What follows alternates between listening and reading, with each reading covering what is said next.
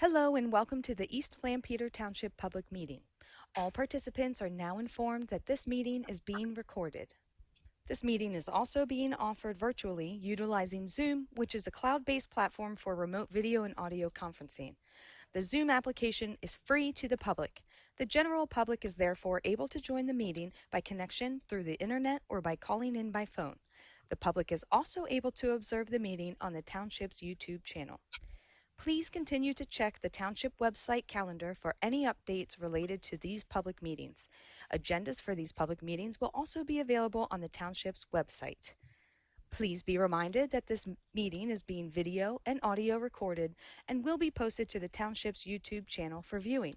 The meeting will now proceed with the chairman calling the meeting to order and identifying all other members present in the meeting room and those joining the meeting via Zoom.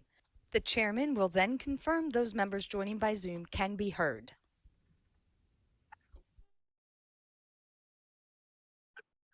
Okay, good evening. Welcome to the Monday, December 19th, 2022 meeting of the East Lampeter Township Board of Supervisors. All members of the board are in the room this evening, so nice to have everybody back together again. There are no members on Zoom. We have made some significant changes over the past year, particularly in the past couple of weeks, to the technology that is supporting the meeting tonight. So as individuals come up to address the board for business tonight, you no longer have a microphone. You need to hold onto a microphone there. There are two microphones that are now capturing everything in the room. So behind us and over here, there is still only one camera. It's facing us. So unfortunately, everybody on Zoom sees your back. The new camera behind me will be hooked up soon, and then we'll be able to capture your face as well too.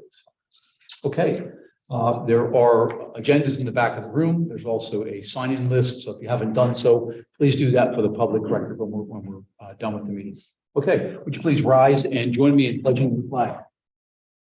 I pledge allegiance to the flag of the United States of America and to the republic for which it stands, one nation, under God, indivisible, with liberty and justice for all. Thank you. Okay, item number 3 on our agenda is public comment for non-agenda items only. There's quite a lot on the agenda for this evening. So if you're here in interest of one of those items, wait to speak until that time. This would be for non-agenda items only. Anyone email? Not rise in or chat. Okay. All right, thank you very much. Okay. All right, let's move on to our consent agenda. Item number 4. We have 4A, approval of the December 19th, 2022 Board of Supervisors meeting agenda, which you all have in front of you. 4B is approval of the minutes, Monday, December 5th, 2022 regular meeting of the Board of Supervisors. And then 4C, the approval to pay invoices from all of our funds for a total of $760,211.09. There are a couple of items of note. $480,219.97 to the city of Lancaster for sewer charges. $27,466 to McMahon Associates for our Smart Growth Transportation Project design, and $16,626.50 to Temp Check Mechanical for HVAC system.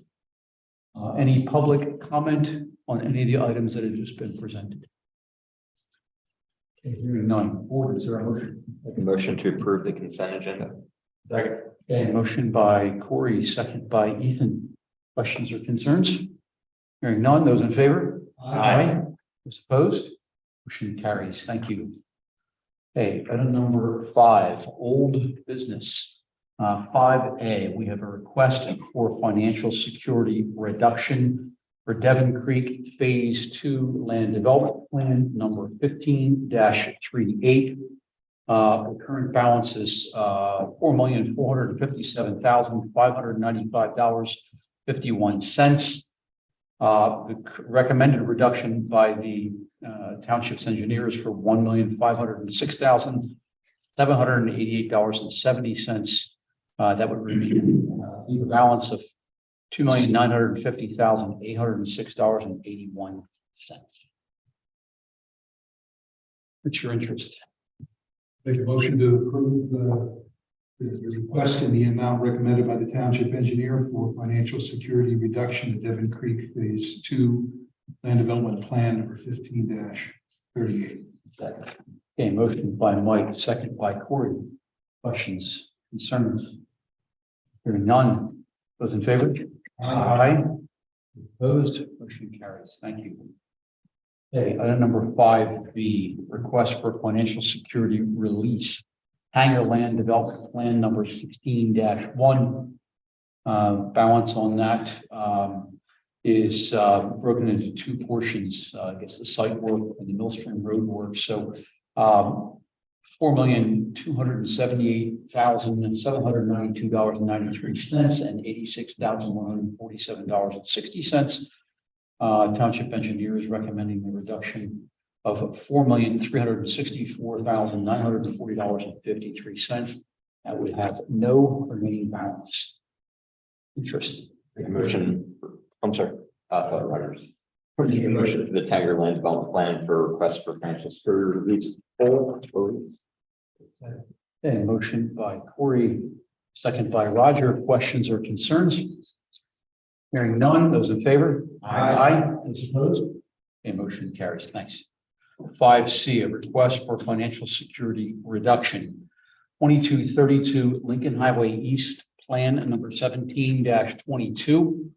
Looks like township engineer is recommending reduction of the balance is $206,236.80. Recommended reduction amount is $165,273.08. That would remain a balance remaining of $40,963.72. What is your interests? Make a motion to approve the reduction on plan number 2017-22 to the remaining balance of $40,963.72. Second by Corey. Motion by Rogers, second by Corey. Questions or concerns? Hearing none. Those in favor? Aye. Those opposed? Carries. Thank you. Item number 5. The request for time extension for the conditionally approved plan number 21-17 Greenfield North. Applicant is asking for a 90-day, is that correct, Ralph? January 66, January 31 to March 31, 60 days, so I can't count. Okay. Hi here. Someone have any interest in speaking to this? No?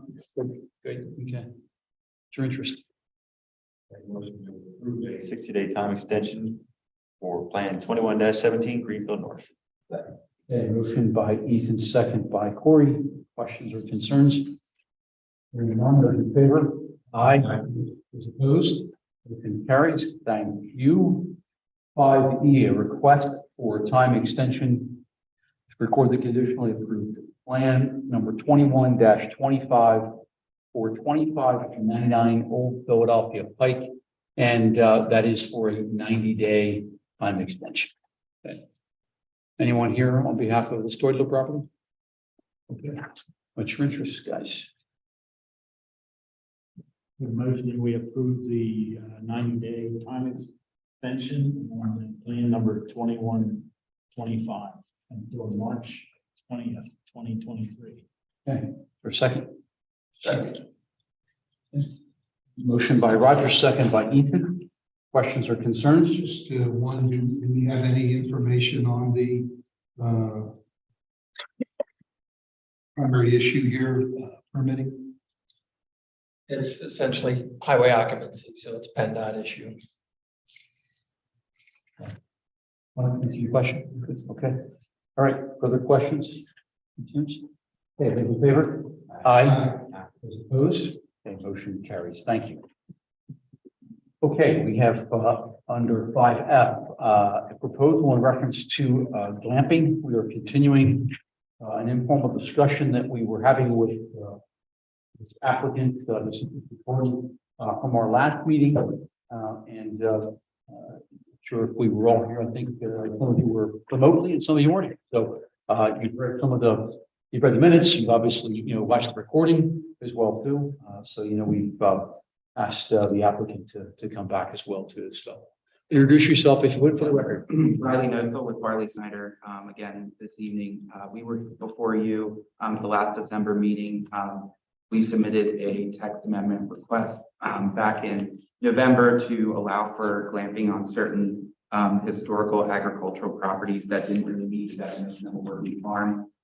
That proposal got recommended for approval by the County Planning Commission. And then when we were before you, at the earlier meeting this month, we requested some additional information to kind of help evaluate the various options that you had as far as the proposal that was in front of you, or whether we should go back to the drawing board to maybe change the way that this was permitted. It seemed like those who were in attendance from the board at the last meeting were supportive of the idea of at least having glamping on certain properties, but it was requested to provide some more background information, maybe some examples of what other states and municipalities were doing.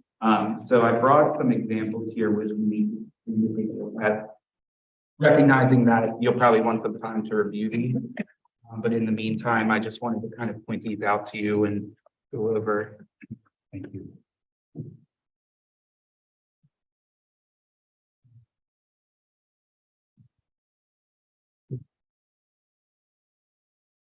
So I have them tabbed. So if you look at the first tab, and some of I tried to find a sample of different ordinances and regulations from different parts of the country. Obviously, glamping is pretty popular out west, and they've been doing it for quite some time.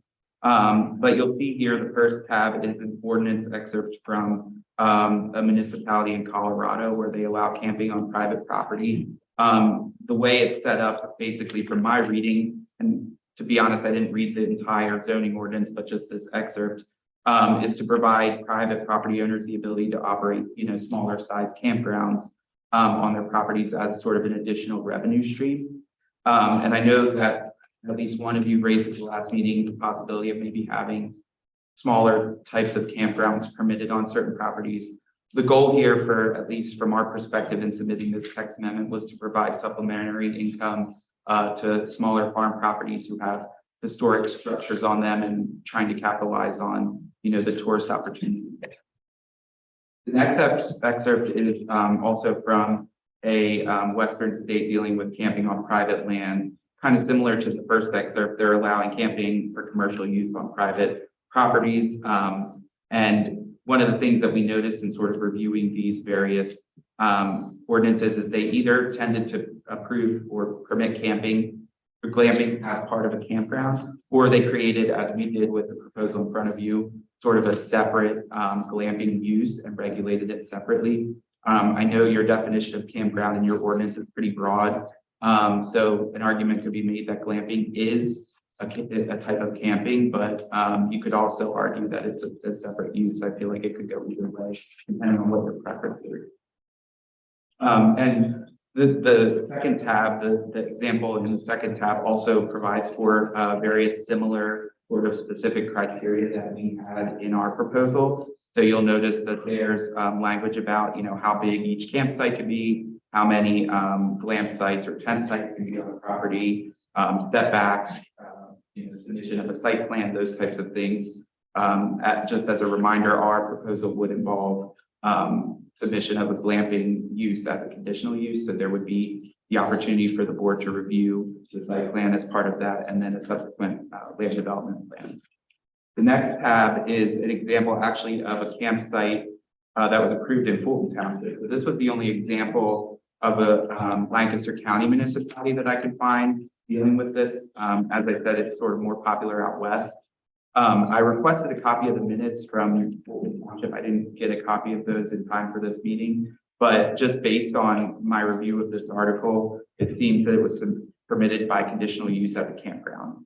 So in that instance, I think they were treating it as a campground. And as you can tell from the title of the article, it was permitted on a 23-acre property. And the purpose of our ordinance is to permit glamping as a supplemental income stream for smaller farm properties. So it's a little bit of a different situation. The next tab is a glamping ordinance from a Utah municipality. There you'll see that they actually created the use for glamping and defined it differently from a campground. So it is its own type of use. And similar to our proposed ordinance, they go through sort of the specific criteria of how big these glamping units can be, the size of them, where they can be located on the property, and certain health requirements like having, a proper sewage system and regulations under the Department of Health. The next tab is another excerpt for glamping from another Utah county.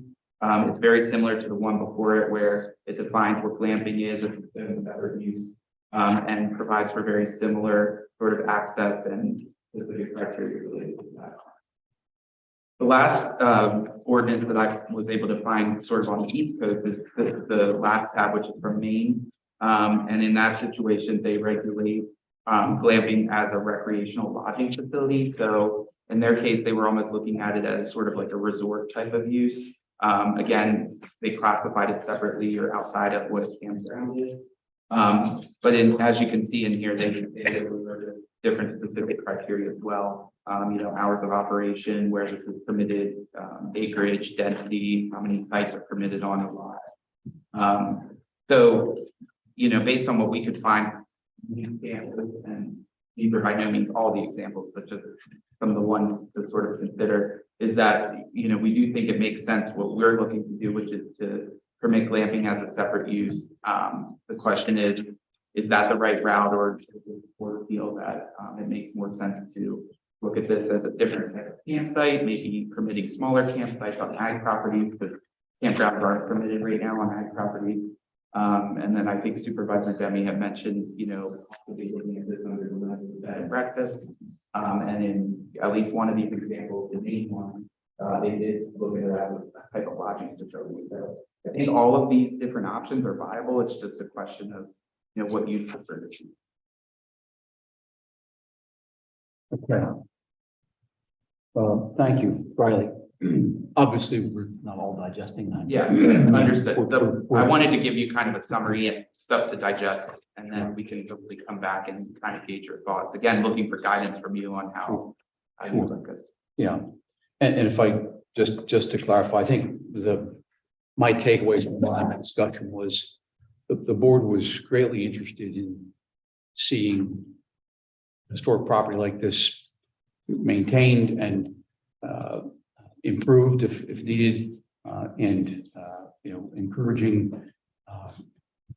the community to support the use of these historic properties and perhaps some creative ways to provide income for those who are trying to maintain historic properties. I think I heard Mike express a great interest in wanting to know more about glamping, and I think you provided it. So thank you very much.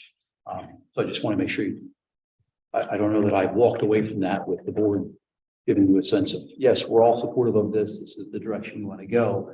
I think we're interested in seeing the historic property maintained, improved, and looking for ways in which we can encourage some sort of alternative incomes or uses so that those who own these historic properties have a way of maintaining. Okay, so we've had a very lengthy conversation last time. Some of you were present in the room, some of you were not, maybe on Zoom. I want to have some conversation with the applicant.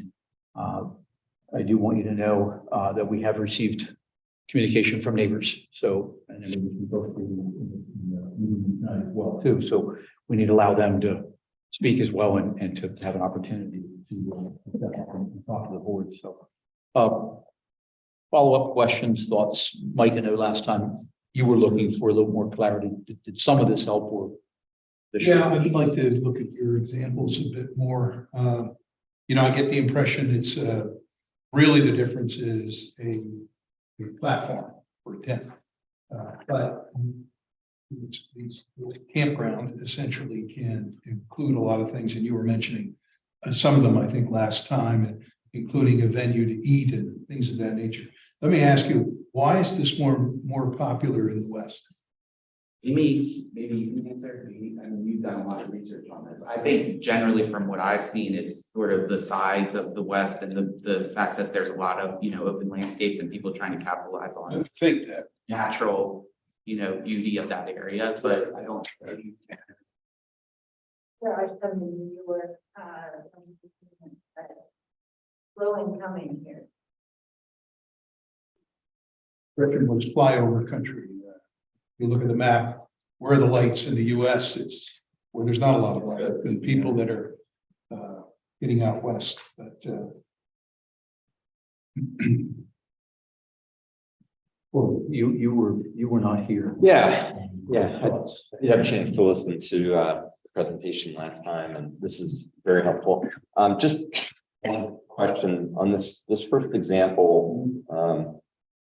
I circled something sort of jumped out at me. Sorry, I think it's on the second page, backside of that page. Lot size and density, properties of 10 to 20 acres, 2 campsites. Interesting compared to what you're asking for in the current ordinance. Any thoughts on that? Again, I realize there's probably lots of ordinances out there. You picked that one, but that's the first thing that jumped out at me. No, understood. And you'll see in some of these other ones that there are different densities and calculations. There's also different districts that these are permitted in, compared to what we're looking for here. I think the point is it has to be evaluated on a, municipality by municipality basis. I'm not entirely sure what the population of this Chaffee County is in Colorado, but it is, I'm assuming in the western states it's more sparsely populated, and that density sort of makes sense. A lot of the parcels out in the western states are larger. They're not as divided up as they are out east. So there's a lot of factors, but yes, I recognize, the difference. Yeah, my guess is feedback from neighbors will be about parking and potential noise and things like that.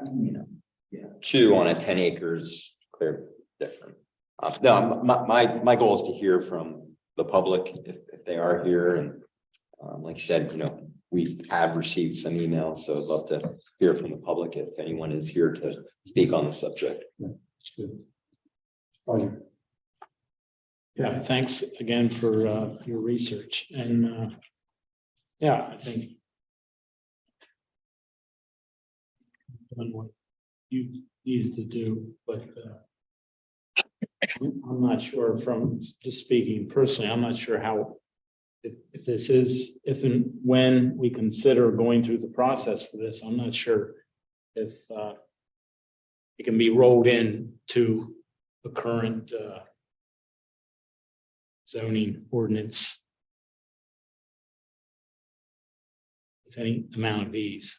I would think this would, if it is pursued, would have to be a standalone type of amendment. I'm concerned about temporary pads, floodplain, sanitary concerns and things like that. So all these need to be looked at carefully and addressed. And I will say our engineer for our site has looked into that and sort of prepared a site plan. I think we might have submitted it with our petition that goes over where these would be placed on this particular property. Being that none of the proposed sites would be in a floodplain, and they would all be accessible to sewage and water. Another difference between glamping and traditional camping is that the glam sites do have, running water and sewer to the unit, whereas in a campsite, usually it's a shared bathroom facility. So just something else to keep in mind, but no, I completely understand. And again, we just wanted to give you the opportunity to see some of these examples, digest it, and then maybe we can come back early in the year to get some additional feedback. Again, trying to make this a collaborative effort. Thank you. Good point. I did a quick exercise, took me about 15 minutes. I just looked at our current ordinance. So last time, I would say there's a spectrum here of ways we can approach this. I appreciate the comments are through the email from the public. They've got valid concerns. I think most of those are already addressed in our zoning ordinance. So the big one you could say, all right, sort of the big summary of why I would say they're much more popular out west is out west has far fewer zoning rules. So where there's more freedom, people do more stuff. Where there's less freedom, people do less stuff. So I lean more towards the last one. So, on the other, so on the one spectrum is, hey, just modify the existing ordinance and let them anywhere a bed and breakfast could go was sort of my position. I recognize that's probably not the majority position. The other side is it's great, cool idea, let's not do anything. And then I would say your current proposed ordinance is more in that very tighter, narrow regulatory site that's historic only, smaller properties, carve out, which doesn't apply to many other sites beyond yours. And then, so I try to think of what's the middle position between sort of a completely open and that, and I just said, all right, let's draft one, which you're welcome to have a copy of. I made it. So like, what could I write in 15 minutes or less? And I basically just took our bed and breakfast ordinance and created one. I actually pulled the one that yeah. So I just pulled their definition out of theirs of what a glamping site is, and so it's not RVs in people's backyards, not extra amenities such as beds, electricity, like those types of things. And then I pulled in all of the current oversight, the current regs of you could put in a 5-unit bed and breakfast right now, which would have the same parking, the same traffic, the same amount of recreational uses on the property. You could have fires, you could have outdoor recreation areas. All of those are currently governed under a bed and breakfast ordinance. So I said, all right, put a 5-unit B&B in that property right now, have all of that impact of cars, sound, all of those things, which would be the exact same impacts you would have in a glamping site. So I basically just wrote those in there. Any permanent structures you put would be under our stormwater ordinance already, so it's impervious. You already have rules for what you can put or not put in a floodplain, so it's one of follow all the existing rules. So I put that in, and then I put it in as a special exception to a single family home and ag zone. So there's some oversight of some of it being added. So that's sort of, I said, if I were to write a compromise piece, that opens it up a little bit more beyond your property, because my preference is I don't like to do just straight up a zoning carve out for one property that doesn't apply beyond that. We have done it several other times. We've done it sort of overlays that are very targeted to a very specific property type. I've supported those, but I prefer to have something that's a little more broad based and applies more equally to all the residents. So that's just sort of my stab at it. Was I just took bed and breakfast, changed the definitions. So I kept the same parking requirements, the same recreational outdoor facility requirements, same sewer, electrical. You can only offer meals to registered guests. You have to have a register, names and addresses. You can't stay longer than 14 days. And then I also added in that the units shall be subject to the township property maintenance codes, which we don't currently have for our bed and breakfast. So it's a little more restrictive. But that covers the unlikely event that you start to just run a campground that looks like a pile of trash in your backyard. It would give us a lot more teeth to come in and enforce our. That's one which you're welcome to take a look at too. But that's sort of my proposal. Is sort of seems like a compromise, and it's more of, does the township supervisors that we want to have camping? We do. We already have camping, and we only want to have large campgrounds. We're going to have small ones. In which case, what zones? What are we by right, special exception, conditional use, and then how are we regulating the impact of that on the neighbors? So I just took bed and breakfast as a good methodology for what they could do in that property now. So more food for thought. So let me ask you this, Ethan, would you say glamping is more like bed and breakfast, small private hotel use, or camping? We're like bed and breakfast than it is camping. Would you agree with that? I would, because it's sort of like, these units have their own, bathrooms. It's not really like a tent or more of a semi-permanent type of unit. Granted, the foundations can be removed and are movable, but Because they're obviously very popular in our area. bed and breakfast. So the charm in this is being on a platform under a tent. I'm not trying to be sarcastic about it. I'm really, because I've heard of it, but I think, so they can take a variety of forms. Amy can probably chime in here, but, so you can have a yurt, you can have like a typical canvas tent on a platform. There's different types, but it really is high end. So the floors are usually, it's not like you're, on a canvas floor. It's usually like hardwood or something. And it's like, standard furniture in there. So you would have a regular bed, a regular, desk in there for people who want to work. So it is very much like a hotel room, a bed and breakfast suite, just outside. and in your proposal, connecting to historical building. The way we wrote it up was that it only agricultural properties that didn't really qualify as a working farm. So they were sort of the smaller ones that maybe were trying to supplement their, income and revenue stream. And they also have to be designated as a tourist because the goal was trying to attract tourism to some of these older farm properties in the township, for people who may want to stay at, a historic farm that may have an old barn or, an old house there or the ambiance of a traditional Lancaster County farm. Who wouldn't be able to convert that farm into a B&B, I guess, because my gut reaction is if I really want the full experience of a historic farm, I'd actually stay at the farm rather than. Well, they could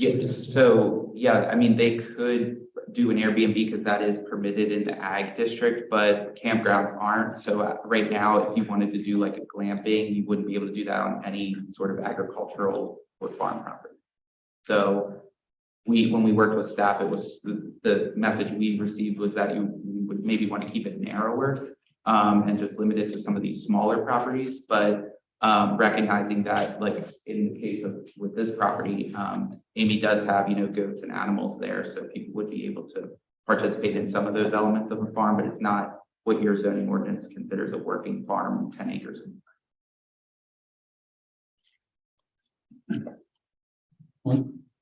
Good. Riley, before I open up the public, just ask a question, because you have just said something that I think bears repeating and probably digging into just a bit more.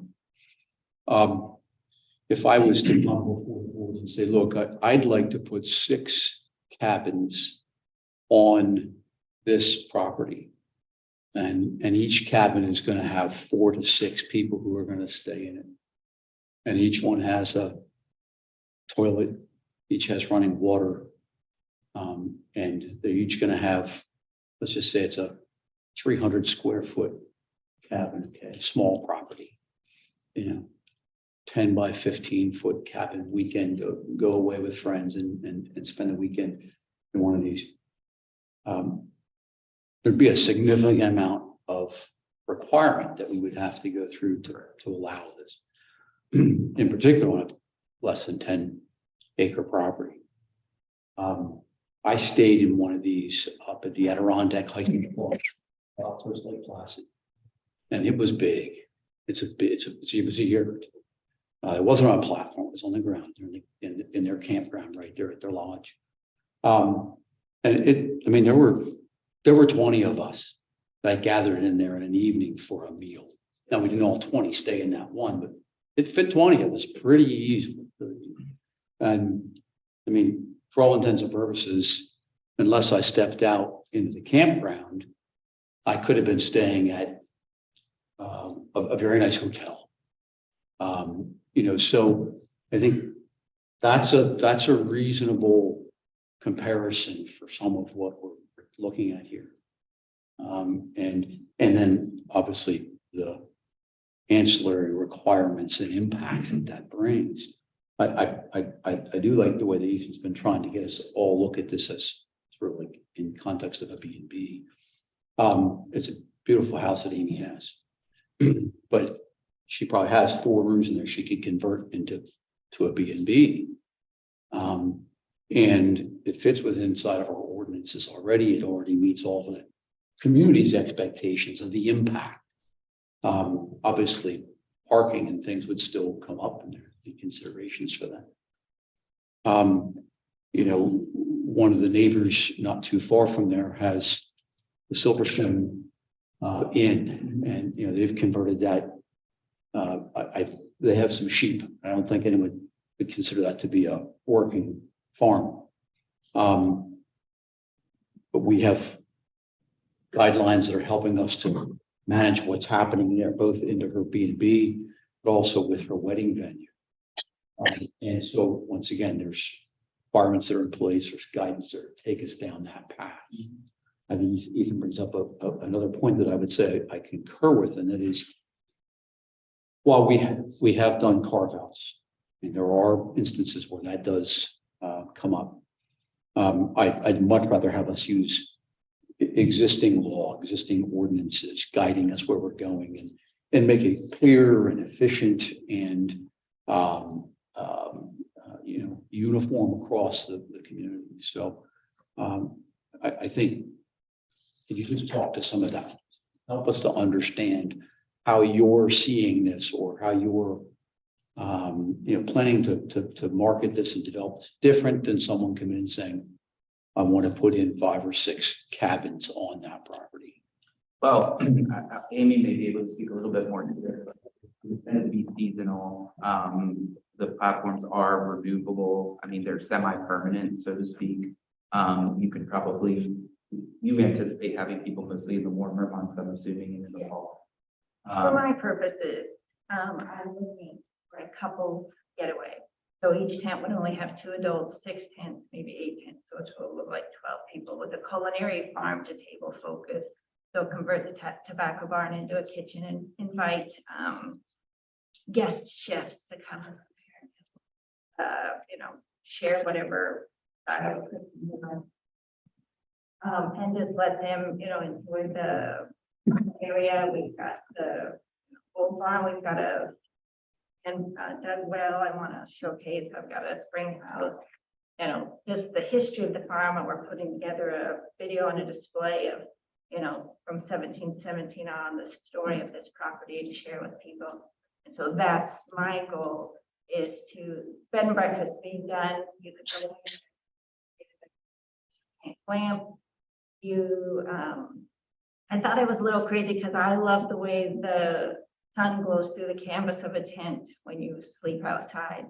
And I was just in Arizona, and Frank Lloyd Wright built his camp out there and his studio out there with canvas panels on it, because the way it infuses light was what he was going for as well. That's what I'm going for, to sleep and to sleep outside, and to have that sort of ecotourism sort of experience here, where you can't do that right now.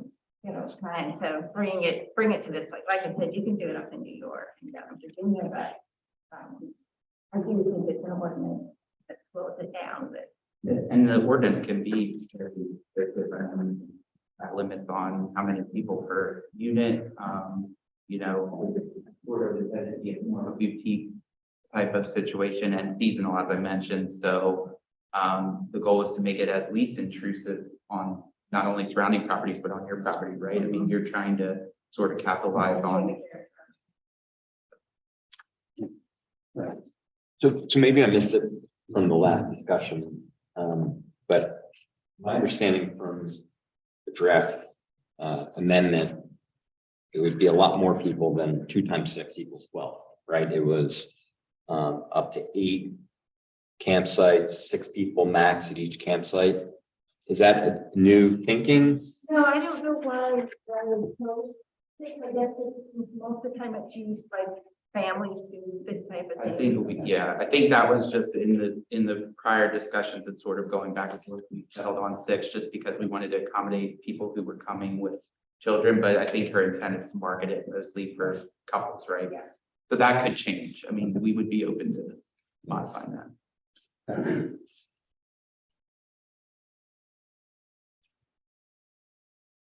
Okay, let me just ask for comments from the public. Sure. Obviously, more in this discussion. So, you know, I can't, the board's not going to be voting yay and nay tonight and so forth, but let's just, if we can have some folks in the public as well. So thank you, Riley, appreciate that. So, excuse me. State your name for the record, if you would, please. My name is Brian Pennick, and I live down the street from the proposed site, And Brian, your address is 302. 304 Stratford Place. Thank you, Brian. Sorry, I'm not used to public speaking, so I'm going to read my comment. And hopefully, I can get through the whole thing without interrupting. All good, Brian. Take your time. So, as a resident of East Lampeter Township who lives nearby in Strasburg Pike, I'd like to voice my opposition to the ordinance amendment, which would allow the construction of a glamp ground at 279 Strasburg Pike, a property which is currently zoned as agricultural. Let's call this what it is, it's a campground. The subtle change in wording from camping to glamping shouldn't fool anyone. There is little distinction between glamping and camping other than the fact that campers don't have to bring their own equipment. Ask yourselves, if this were defined as a campground, would it still meet the requirements for a zoning amendment? What if it were for an RV park?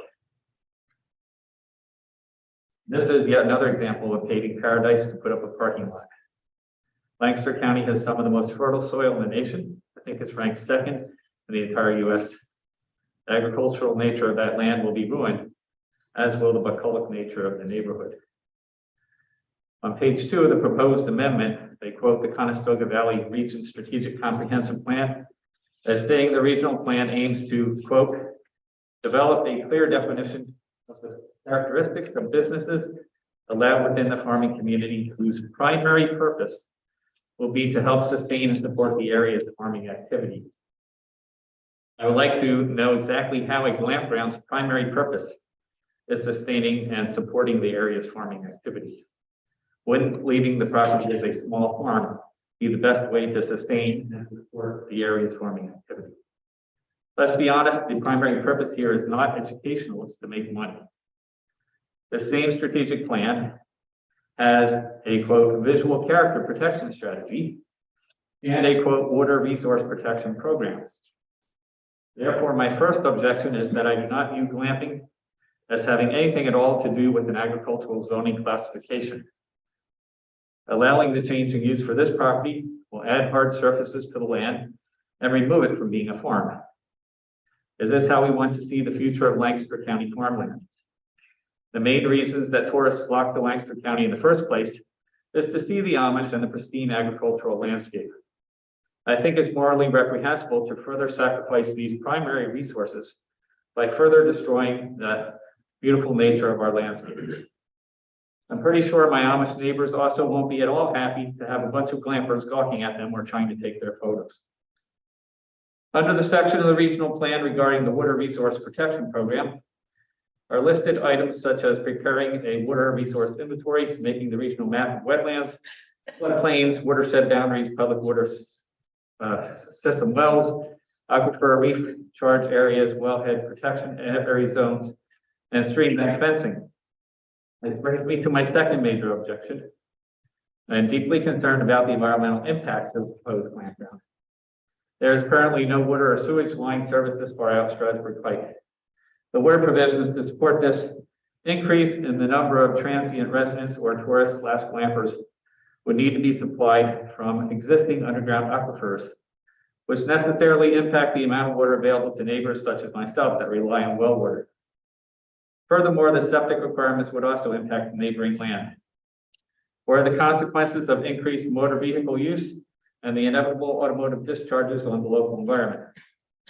The scope and scale of land alteration with 22 parking spaces and 6 glamp sites plus roadways will dramatically change how the water is transported as surface runoff increases and groundwater infiltration decreases. The 6 proposed glamp sites lie in or just outside of the 100-year floodplain. I've seen this creek flood before in my 20 years here as a resident.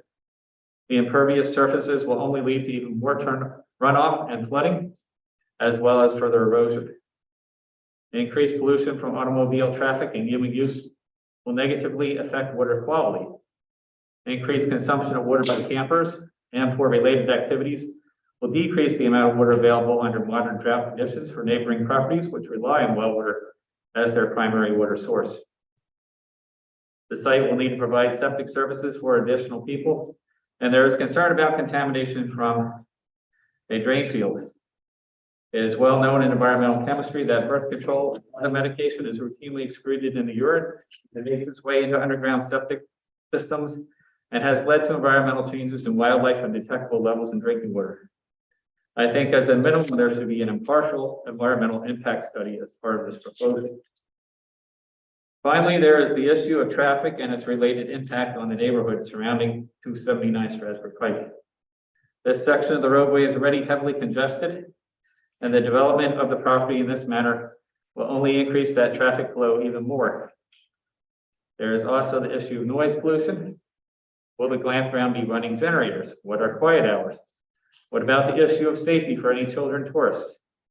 My daughter was grazed by a vehicle 10 years ago in this section of Strasburg Pike while getting the mail, and an Amish neighbor lost their child when was hit by an automobile traveling on the roadway about 25 years ago.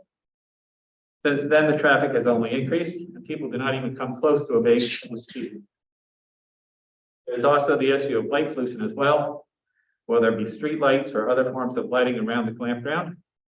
Presumably, there will need to be lighting for security purposes. Although there might be designated quiet hours, will the lights also be turned off overnight? In summary, the development of land use to include glamping has significant environmental impacts, affects the quality of life of the surrounding neighborhood, and clearly does not meet the standard of sustaining or supporting the area's farming activity. Thank you. I've only brought 5 copies. I didn't know how many to make. Fine, thank you.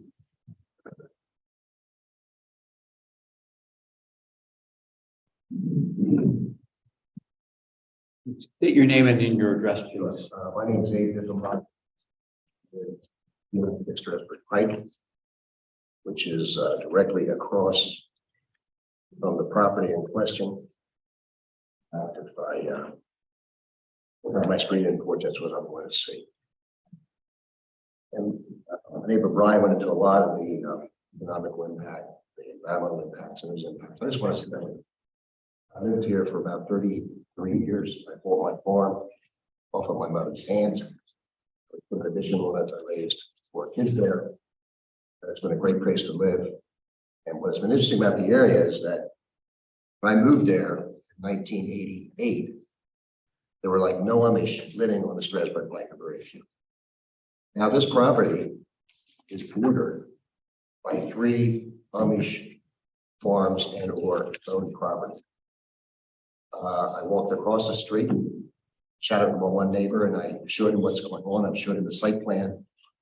He said, well, there's going to be tourists.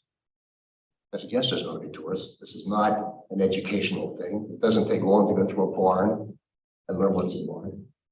And so I know that this may not be the place to go through all the different provisions to be. I have concerns about definition of historic property. My barn is built in the 1800s, so I have historic property. I have questions about noise. I have questions about lighting. I have questions about the parking, the access to Strasburg Pike. I have real questions about the impact it's going to have on the folks that live in that area. I know I listened to the, I commend you on your website. I listened to the meeting that you had 2 weeks ago. And it was interesting to me when we were talking about residential neighborhoods and what could happen if somebody decides to put something up in the middle of those. We actually live in a residential neighborhood. It's just not Country Meadows. It's just not something, but it is a residential neighborhood. And when you put 22 spots, the meadow, you put lighting on those spots, put another access to Strasburg Pike, you make it more difficult for the Amish to get around. You have tourists that are going to be walking and gawking at their farms and their farm activities in the name of looking at a barn.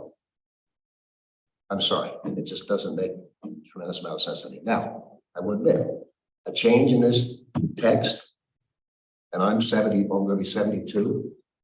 I'm assuming my good friend Dick Gockley, and look to move on. I always thought that my 9.9 acres would go to an Amish person. But now the door is opening for other opportunities. So from a financial standpoint, maybe this is a great idea. I just think it's just not the right thing to do for the area, for the neighborhood. And I won't go into each different ones, but I do want to stop with item Z under section 5, where it says that glamping shall be conducted in such a way that the property retains the visual character the property had prior to the addition of a glamping use. And this morning, I walked out in my mailbox and I took a picture of the meadow. At any rate, I took a picture of the meadow. This is the site map. Right here. This right here is my house. This is my porch, and look across here. 22 parking spaces in the meadow with a right of way. In the visual appearance of that meadow. Think about it, 22 parking spaces and access to the Strasburg Pike with lights and everything else, that meadow. Now, I don't wish my new neighbors any harm. I don't know why they bought the property. I've yet to hear a goat, but they tell me they're there. But trying to convert it to something like that just doesn't make sense. So I know there's going to be other public hearings. I thank you for your time. Appreciate it. Yes, thank you, Mr. Diffenbach. Appreciate that. Anyone else on this topic? Anyone else? Okay. All right. Board. Hey, Josh. Okay. Thank you again, Amy, Robin. Thank you for coming. Appreciate that. You've provided the board over the past 2 meetings with quite a lot of information, your vision, your desire for wanting to try to preserve this property and find ways to do that.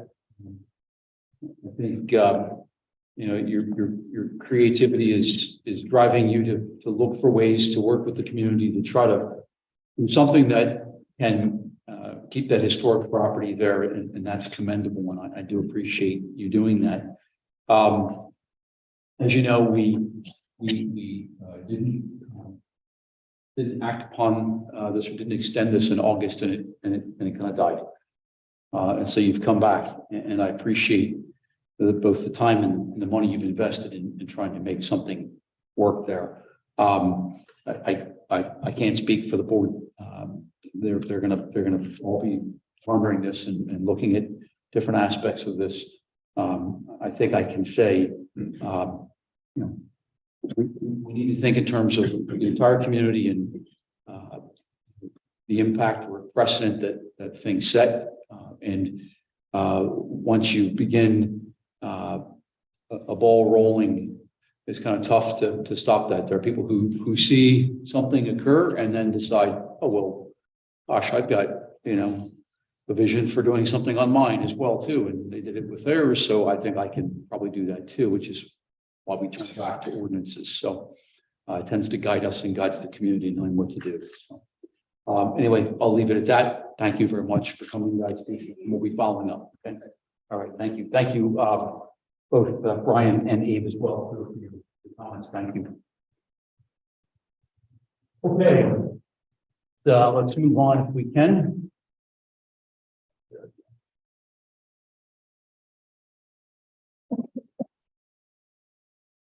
Okay, under 5G, we have our official map discussion and process decision. We distributed an amended official map to you last meeting, and you know, just we're asking again if the board wants to move forward with this, or if you want more time to review it. That's either way is fine with the staff. At some point, if you want to move forward with it, we have to do the process, distributing it to our neighboring planning partners and giving them an opportunity to review it, comment, then scheduling a hearing for it, advertising, etc. So whenever. Okay.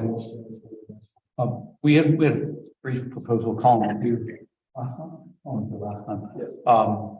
And it's updates, you know, tweaks, edits to it. obviously we need to get it out there for the public and we need to advertise. And, you know, it's important that the public understand, you know, what is potentially planned in and around their community or their neighborhoods. So thoughts, a little more time, or do you want to go ahead and authorize staff to put this out there and advertise for it?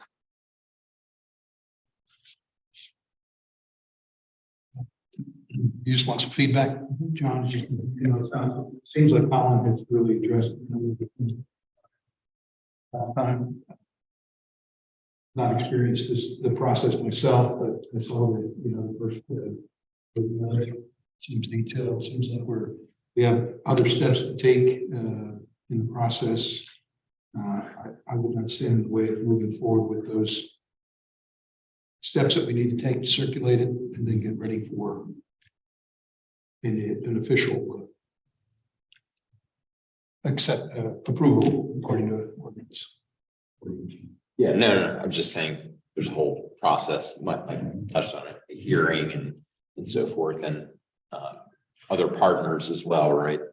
Neighboring municipalities and so forth. So, You know, it's the official map, it's out there. We're just updating it. Right. So it's designed to show the public, you know, where are you planning for a future park? Where are you planning for roadways? What are you doing to those roadways? What are the vision you have for some of this? So, you know, I'm in support of, let's get it out there sooner than later. Still want to review it, you can review it. That's something we'd also use at the forecast meeting, or is that too? Yeah, we can review that. That's certainly. We can hold it till then, Mike, if you want to, or authorize staff to advertise it. There's not tremendous changes from what we had last time. So I'd be supportive of, let's have staff move forward and have the public hearing. And we can certainly talk about it, Mike, at the official forecast meetings. I would expect that the forecast meeting is going to happen before the audit agenda. Yeah. right. Okay, let's move ahead. All right, thank you. Only quick question would be how would this impact or be beneficial to have this out before the county's process of urban growth boundaries?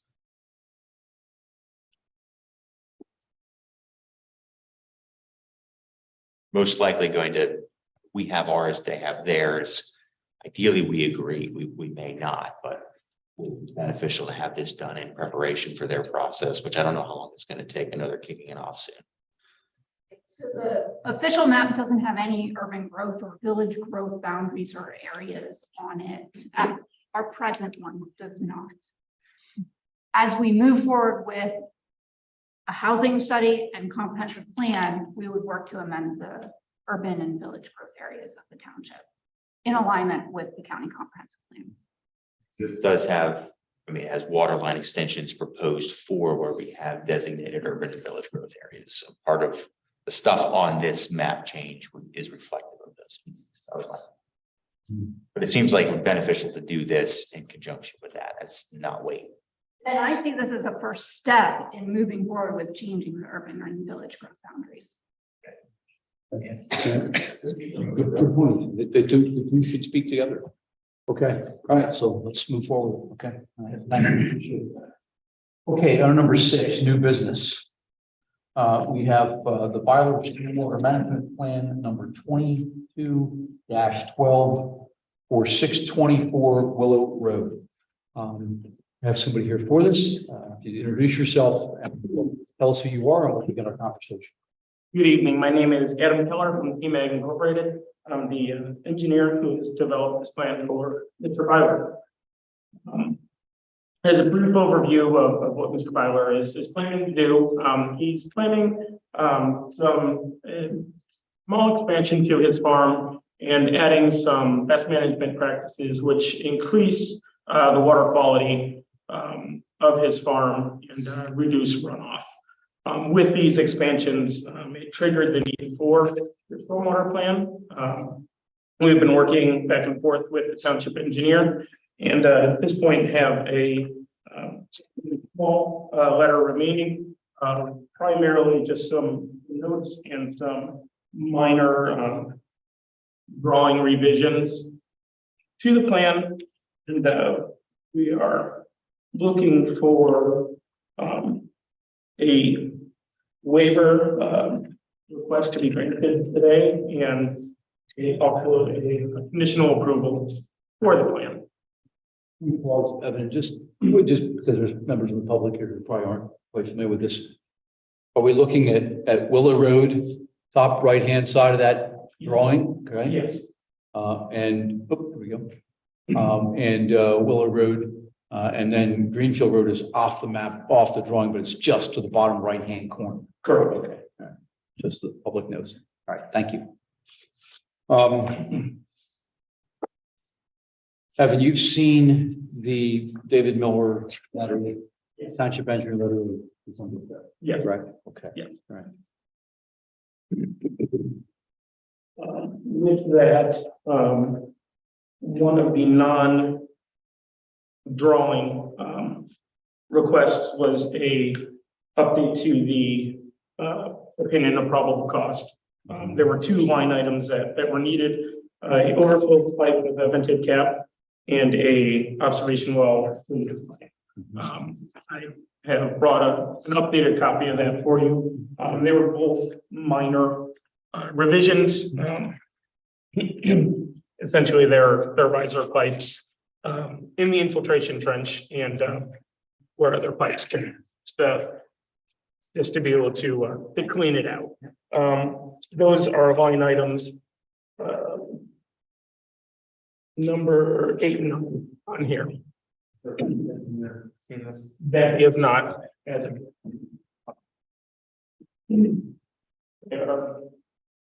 Excuse me, they're minor riser pipes, approximately about 4 foot of 6-inch pipe. Fairly minor, but still need to be included in the plan. Absolutely. So yeah, Okay. added that. Yes. At this point, if anyone has any specific questions on the letter, I'd be happy to go through those in lieu of reading through each comment just to Yeah, I don't keep think, things short. yeah, I don't think we need to read through each one. Are you comfortable with the statement, the applicant needs to become familiar with the requirements of this section of the fence proposed by the applicant? That's stormwater management.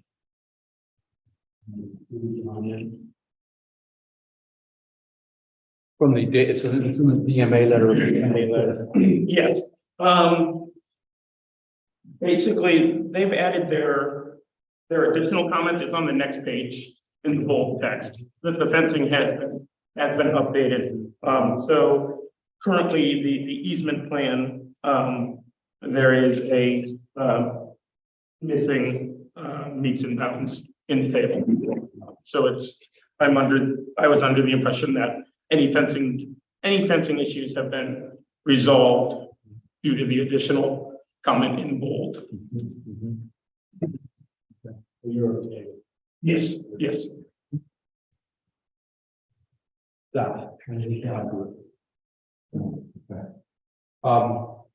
And just because I saw this yesterday afternoon as I'm reading through all the November 1st letter, Yeah. you referenced the Paradise Township Stormwater Management Work.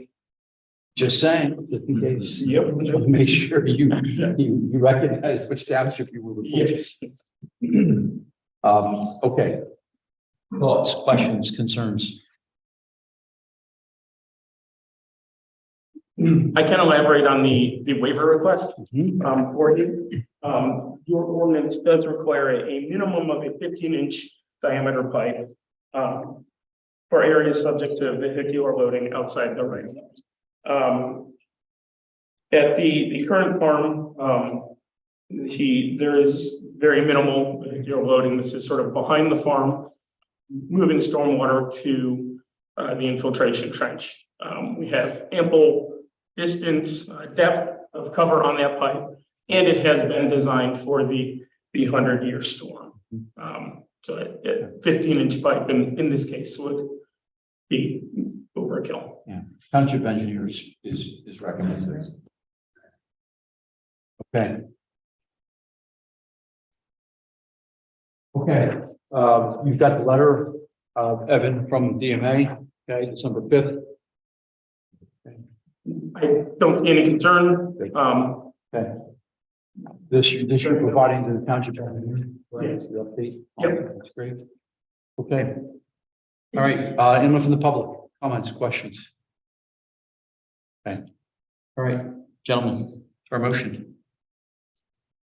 Make a motion to approve the stormwater management plan for Daniel Byler. It's been for Willow Road, conditioned on David Miller's letter dated December 5th, granting waiver number 2.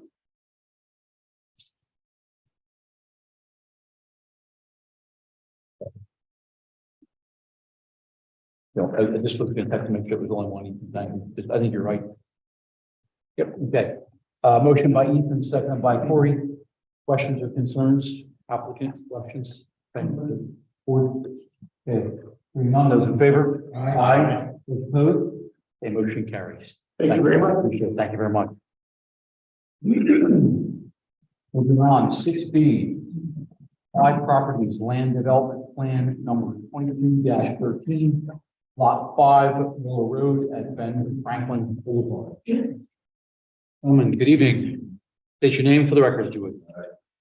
Good evening. I'm Mike Rush with the High Development Team. I'm here tonight with Ken Hornbeck, Senior Vice President of the High Development Team.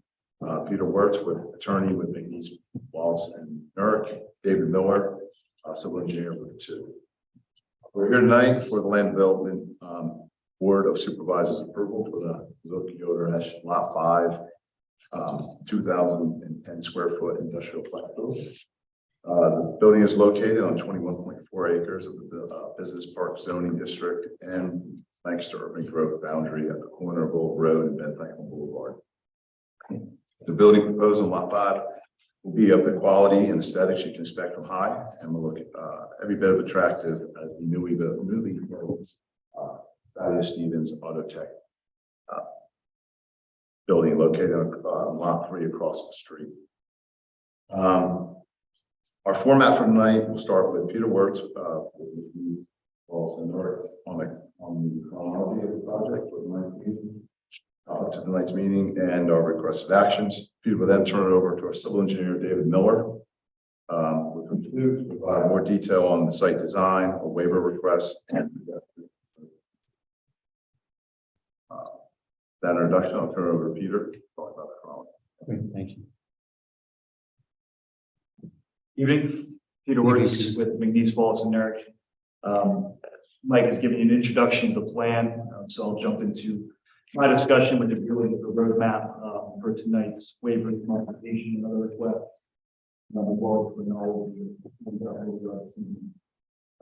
So we are in receipt of the DMA letter of November the 7th.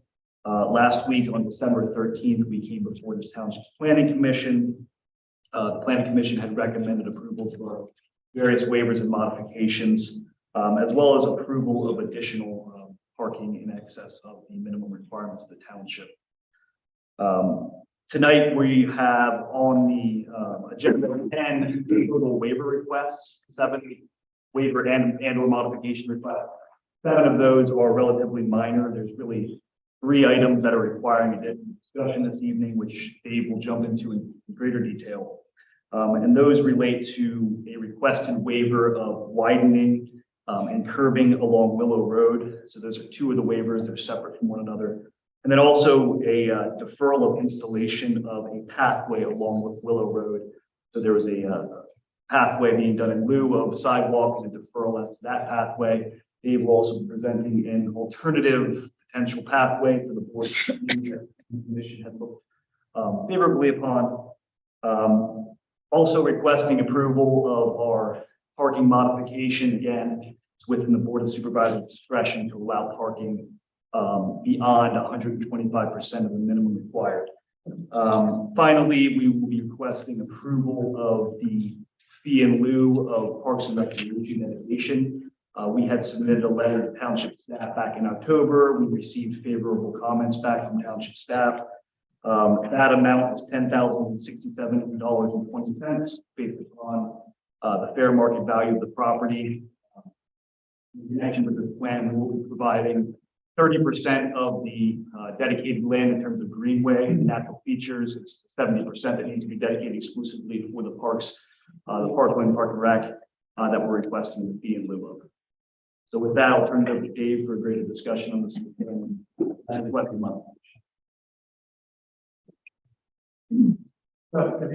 I will just go into a little more detail, set the stage for lot 5, the overall business park campus of Zokesh Yoder, roughly about 100 acres. You've seen this several times, but to place this, Ben Franklin Greenfield Road is over here on the west, Boulevard Road to the north. And Ben Franklin Boulevard was recently constructed going through that business park campus. Eastwood Village was an extension of the manufactured home park that was part of phase 2 of the project. The Thaddeus Stevens facility, as Mike Rush mentioned, is at this point. And then there's a lot 4 is a proposed another warehouse building that was construction. We expect to begin at some point in the near future. Greenfield North, that you are very familiar with, is on this side. There's a tributary that runs north to south. This is the particular lot 5 is a roughly 210,000 square foot warehouse, single building, access only off of Ben Franklin Boulevard, no access. Well, there'll be one access for the truck traffic that will go back to the back of the building, loading facility, and then an access for the vehicular parking through there. So vehicular parking in the front, building area. There is a, I'll call it auxiliary lane through here for emergency vehicles to allow that full circulation.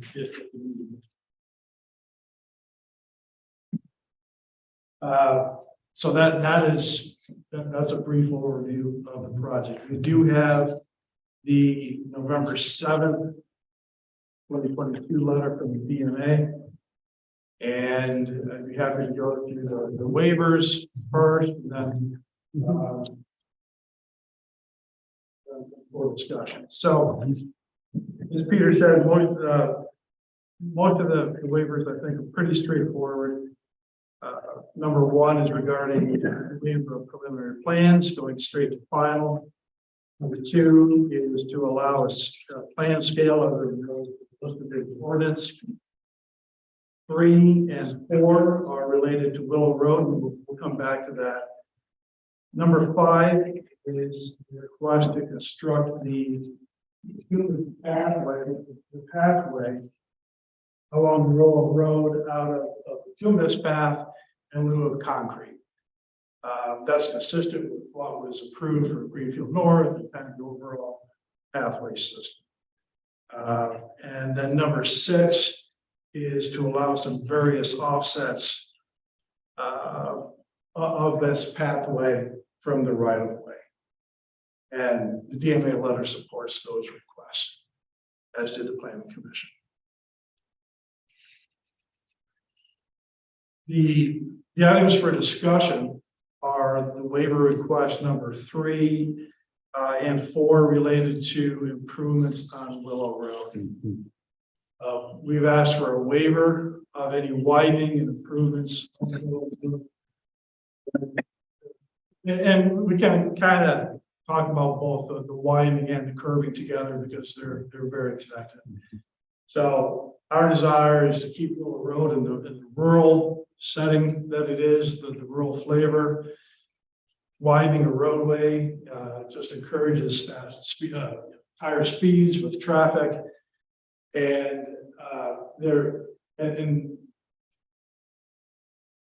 this being a rural road, currently We are not introducing any truck traffic to all of the site signage points to trucks going out to the proposed signalized intersection of Greenfield Road and restricts truck traffic from coming up at the road. Of course, the north side of Willow is in a rural condition. Anticipate it staying that way. And so from the overall flavor of the area, we feel that the widening is not necessary and frankly, not desired. And that the way the widening or dimension was waived. So what we're asking for is consistent. The curbing, we evaluated the curbing. Some of the issues that we believe would come into play if we were to curb Willow Road would be one, drainage, because right now the water would flow off of the roadway without the curb, whereas the curbing would trap that water and thus necessitate storm sewer through that road, and that would flow along the curbing and connect to the culvert here at this tributary.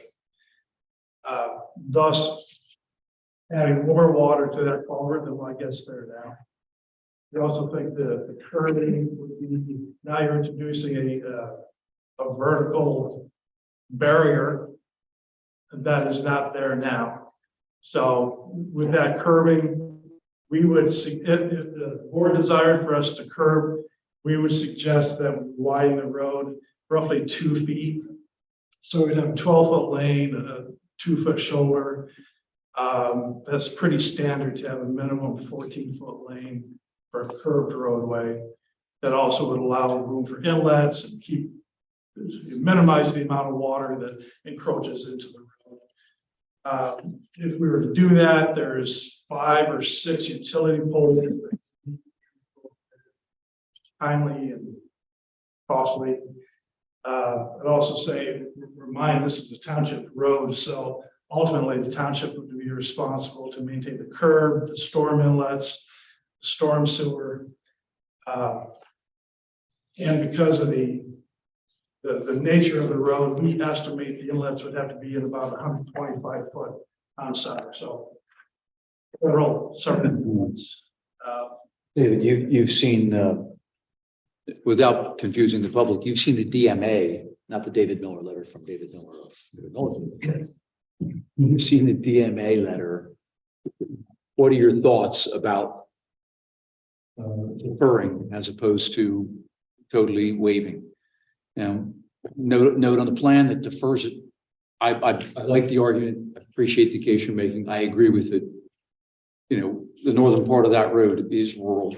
The character of that road is rural. We're driving the truck traffic back onto Ben Franklin, back over to the intersection, the improved intersection in Greenfield and Ben Franklin and out to Walnut Street. Agree. So what are your thoughts about the deferring it, not waiving it totally? We felt it's cleaner just to, in our mind, acknowledge that the curbing is not desired there, that there will likely never be a reason for curbing. We could not think of a benefit, honestly, of installing curb. No, I agree. And so, but just to put a break on it and say, the township does not want curbing on Willow Road and settle the matter. It was our thinking. And if I may add to that, just the cost outstanding and sort of hanging over the property indefinitely in a deferral situation, whereas here a deferral when construction of the curbing really will require considerable work in terms of relocating utility poles and some widening that might be necessary in connection with that. So it's really a considerable cost that would be hanging over the exercising that anytime in the future because of the way that this is really formatted to take traffic to the south. We did defer it on the property to the west. Right. Greenfield North was deferred until such time as the township may desire it. I don't know if there's any appetite at that point either for future curbing, but What's the cost, Peter? What are you referencing? What's the cost that would hang over the project? I'm not sure I'm following. Well, to call the deferral and to require the property owner to place the curbing and then the practical. Yeah, okay. You're saying in the future. Right, it's just I any cost. thought you were referencing there was some sort of a existing, you were gonna have to bond it or something to make sure that it was done. Okay. if I can introduce another aspect of this. The box culvert that goes underneath Willow Road here, it's 4 foot by 6 foot box culvert.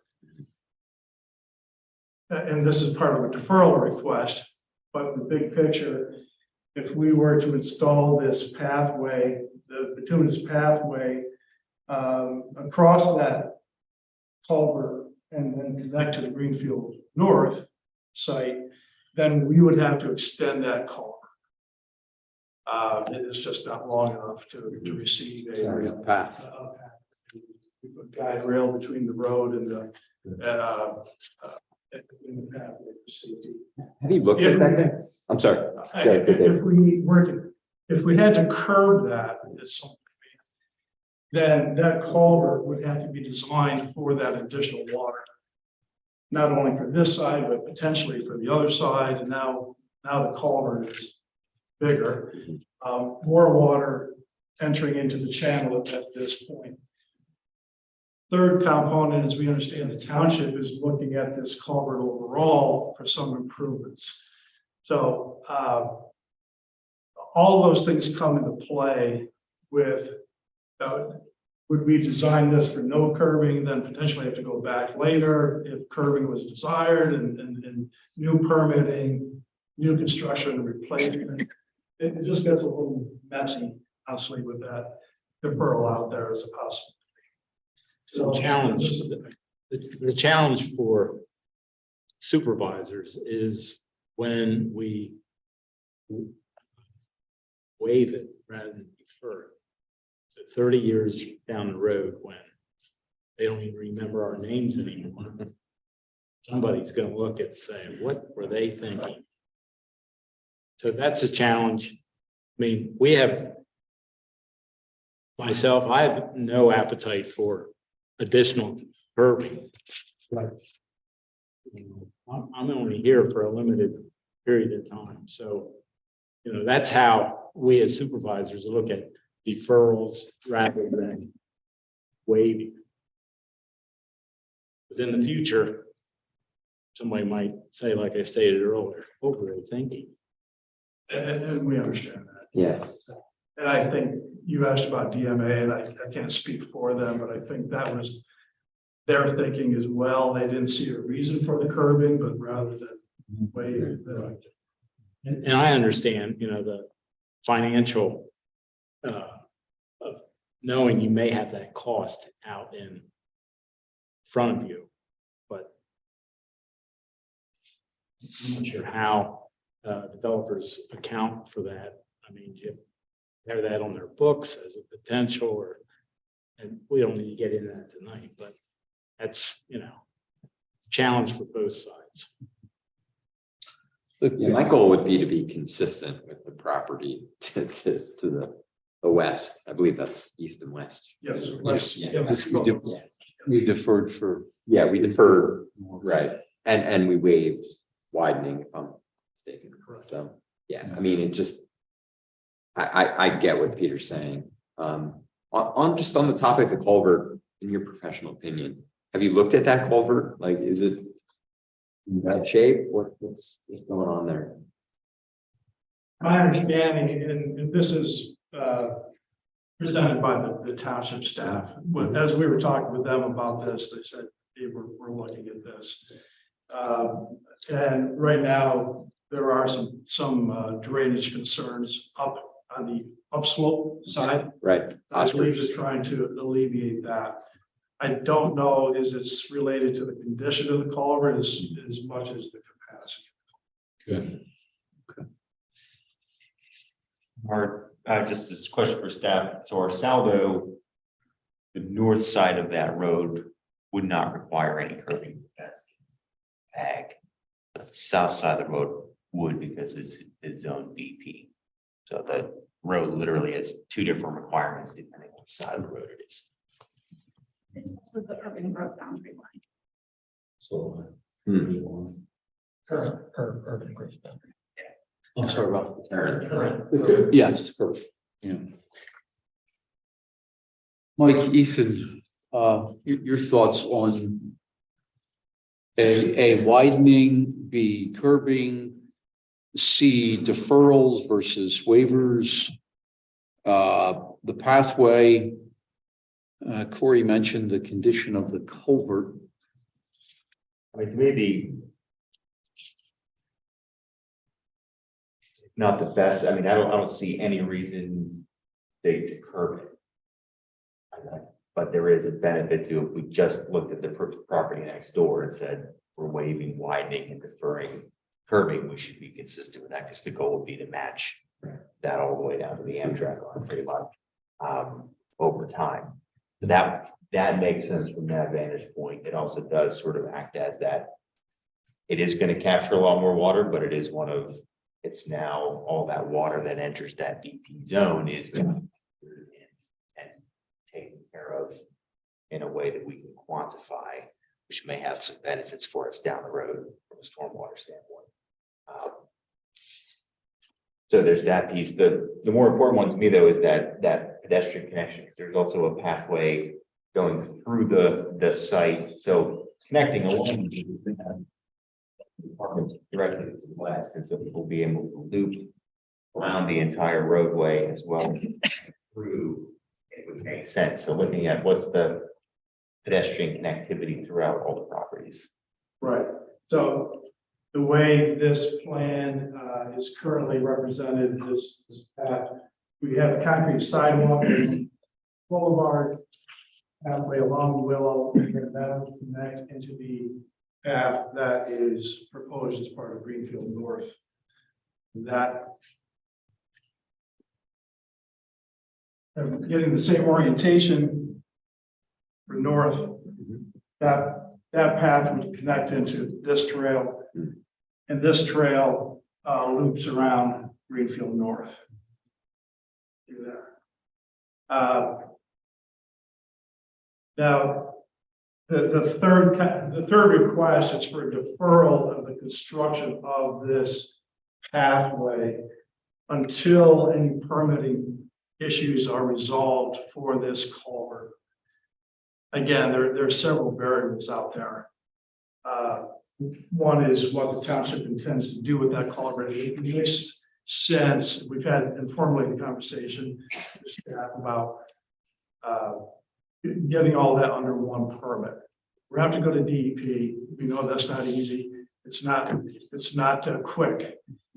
And so the overall goal is to get the approvals we need to construct this facility while going through this. And we felt that it didn't make sense necessarily to install this pathway just up to that point and then dead end it. Right. So our deferral request is to terminate at the end of the concrete walk here. People can cross over and down the sidewalk or just backtrack. And then at such a time as when that culvert is permitted, then that full pathway would be constructed as well. We do have, and the DMA letter agreed with that thinking on the deferral with a condition of putting a time frame to it, yeah, which is difficult to do, but also to have an alternate plan thought if indeed this culvert work never got approved or whatnot. So what we're showing in red here is an alternate. We would construct this bituminous path up to this point and then follow the berm of the detention facility and the existing basin here and back down to Ben Franklin Boulevard at that point. A, it keeps you away from the culvert. B, from a nice walk. We've got the enhanced riparian area, the trib. I has already constructed a landscape berm along here. So that is already there, and they would have that view shed as well. And it would, I just showed you the loop on Greenfield Road. So we have that loop, this loop, with the connection down here on Ben Franklin Boulevard. If you show the original, I like that. I just want to see what the original, can you pull it? Yeah. So it would go across, it would go over the culvert and then connect to Greenfield North, that residential. Somewhere over there. Yeah. Yes, you'd have a bituminous path all along Willow from Greenfield down to whatever that is, Colonial. Oh, Ben Franklin. I would cross the culvert and then connect to this. Yeah, got it. Yep. Yep. Do the sidewalks currently end, or is there any plans or deferrals to connect the sidewalks all the way along between both properties along Ben Franklin? Yes, yes, the sidewalk right now ends roughly here, not knowing what would happen with lot 5, but the rest of that sidewalk will be constructed along the. So there'll be a sidewalk on Greenfield all the way up to. Yeah. So I guess that the question is, that culvert probably is a question.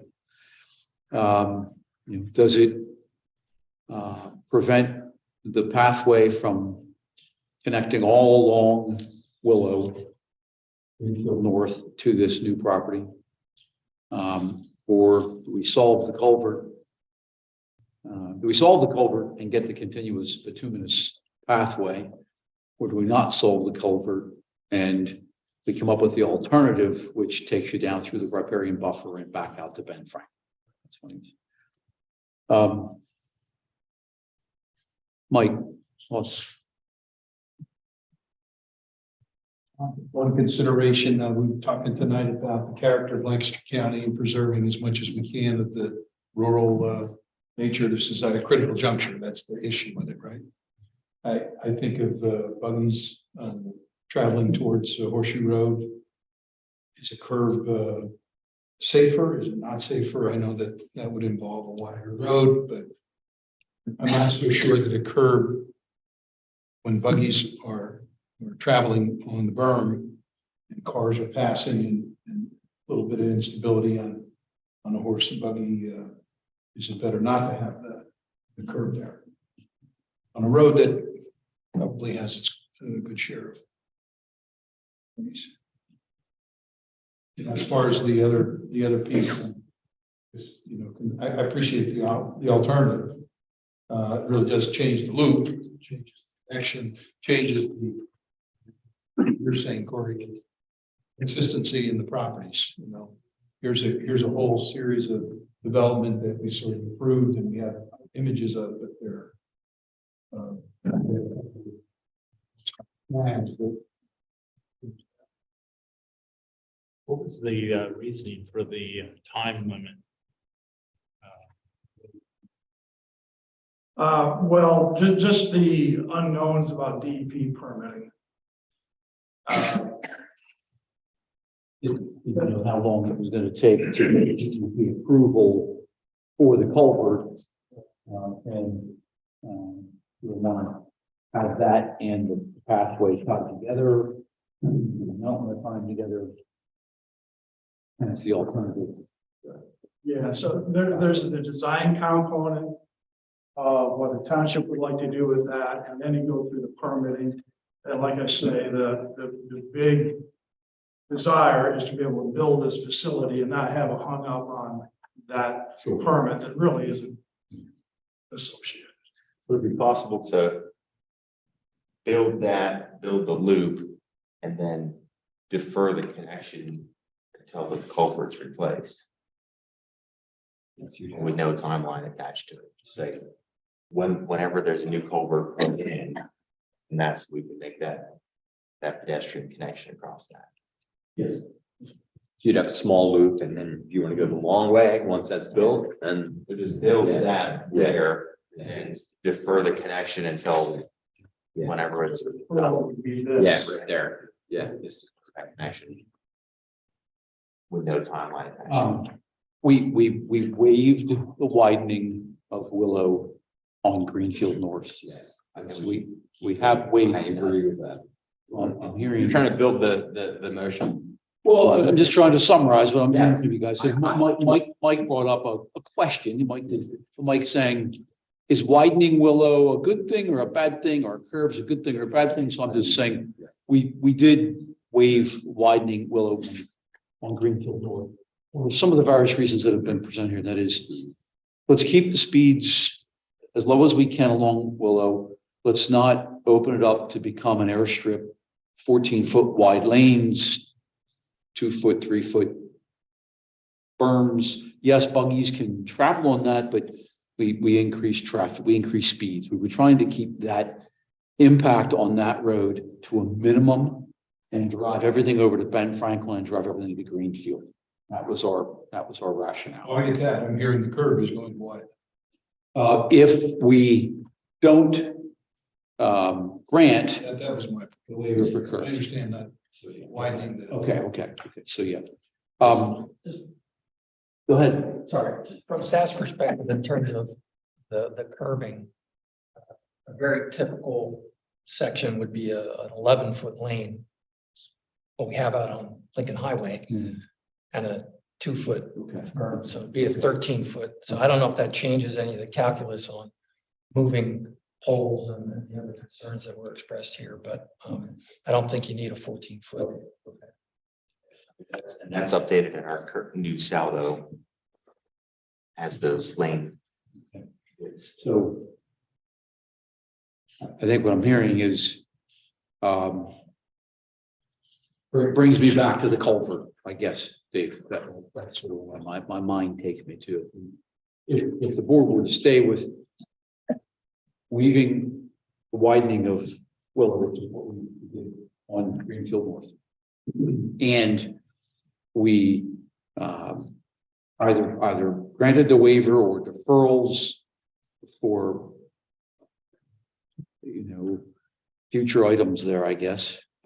If we stuck with all of that, we've probably saved you guys quite a bit of work and money on dealing with that widening. What's your interest in helping us to deal with that culvert?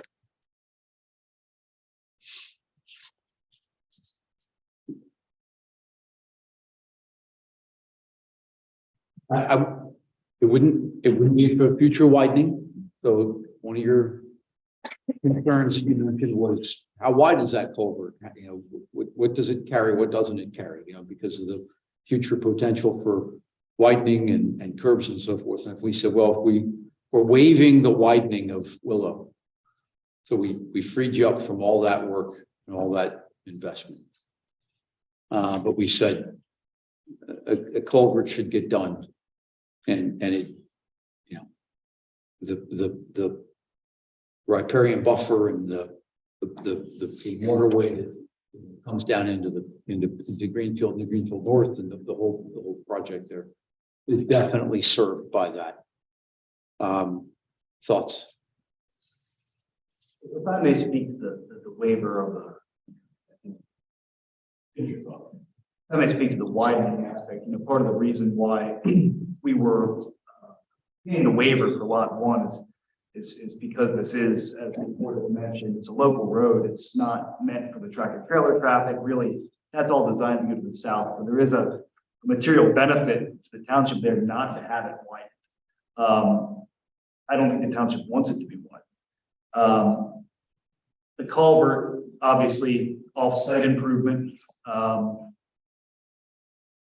North side is double the off-site, so there's a lot of expense involved there in the permitting, as David mentioned. But those are just my thoughts. Sure, understand. I say his request is just for the pedestrian pathway connecting over that, nothing there's any ask for anything on the culvert work. If I could just, a point of clarification.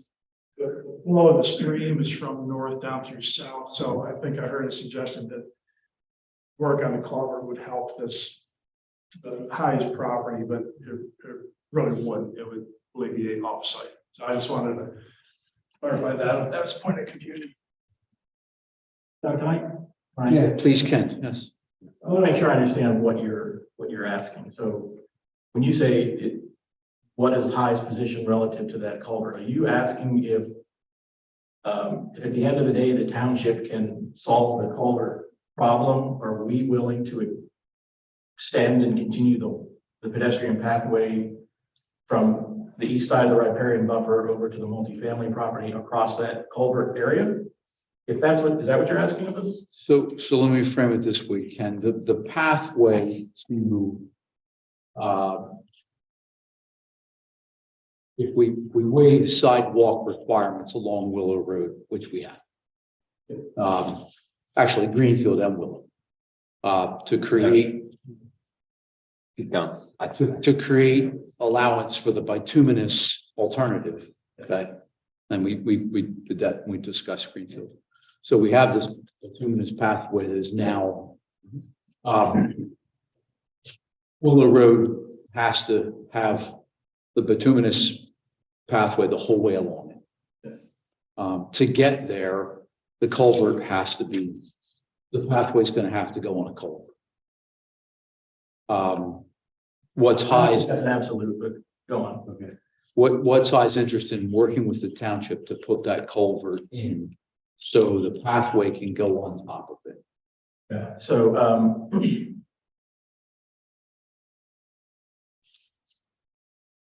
just as a reminder to the board, and I'm going to go back in history a little while.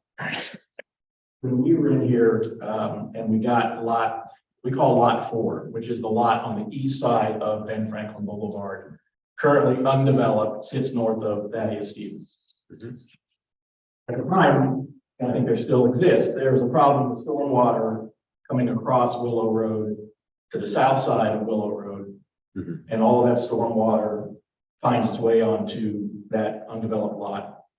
And as part of our approval process at that time, we spent a lot of extra money upsizing the stormwater conveyance system to pick up that stormwater that came across Willow Road.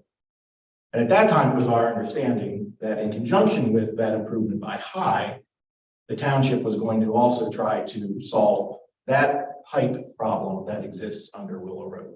To the best of my knowledge today, that still hasn't been solved, but nonetheless, we did what we could do on our property in advance of an expectation that that problem would ultimately get solved by the township. We see this in a similar situation where Willow Road and the box culvert, whatever we're calling it, that exists, continues to be a township issue that the township should figure out how to address. High's always willing to work with the township to some extent. So I'm not going to sit here tonight and tell you we will not work with you. If I'm not mistaken, correct me if I'm wrong, that culvert doesn't even sit on this lot that's the subject of the approval here tonight. It's separate lot. Lot 1, Greenfield North. So it's on Greenfield North. It is. It's on the adjacent lot, not a subject of the land development plan that's here tonight. So that said, I can commit to you 2 things. One is, if and when that culvert design ultimately gets solved and approved, we're happy to make the sidewalk connection from one lot to the other because we think it makes sense as well. We love our walking paths. Our owners love our walking paths. The communities love our walking paths. We agree why it makes sense. But we don't feel like that should be our problem to solve right now as part of this approval.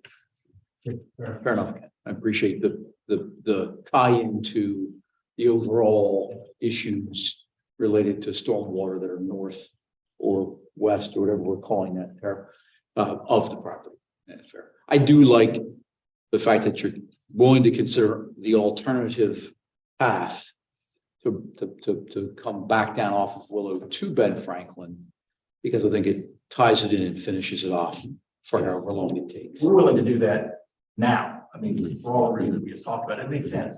You don't want a sidewalk that goes nowhere. Absolutely. As I said, we're willing, when that culvert issue gets solved, we're willing to make the connection between the two properties as well. Okay. Go ahead. And I thought you were going to provide another alternative that you haven't shared yet.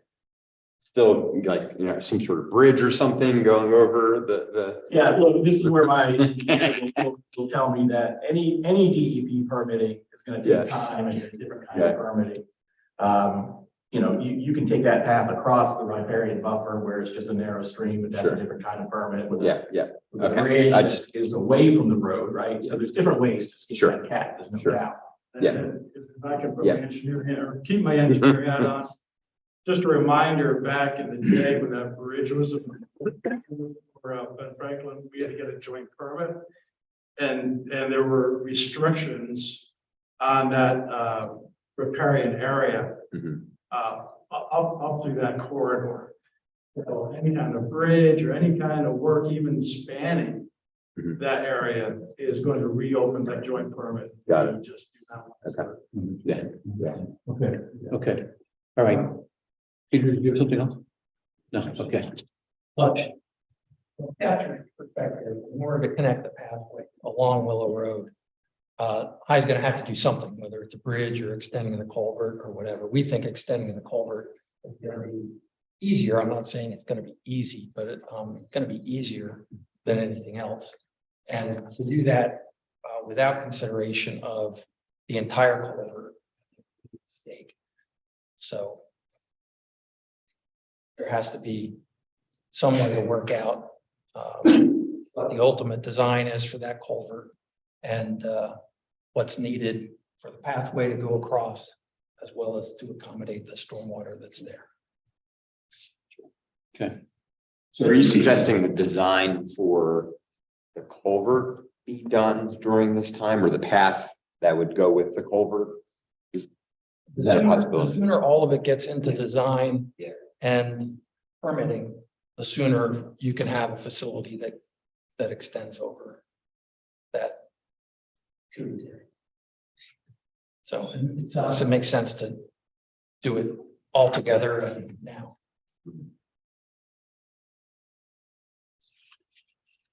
So the township engineers note, Ralph, if I can just speak clarity, note number 10. Note number 10 under waivers and modifications, and Dave, speak to this too.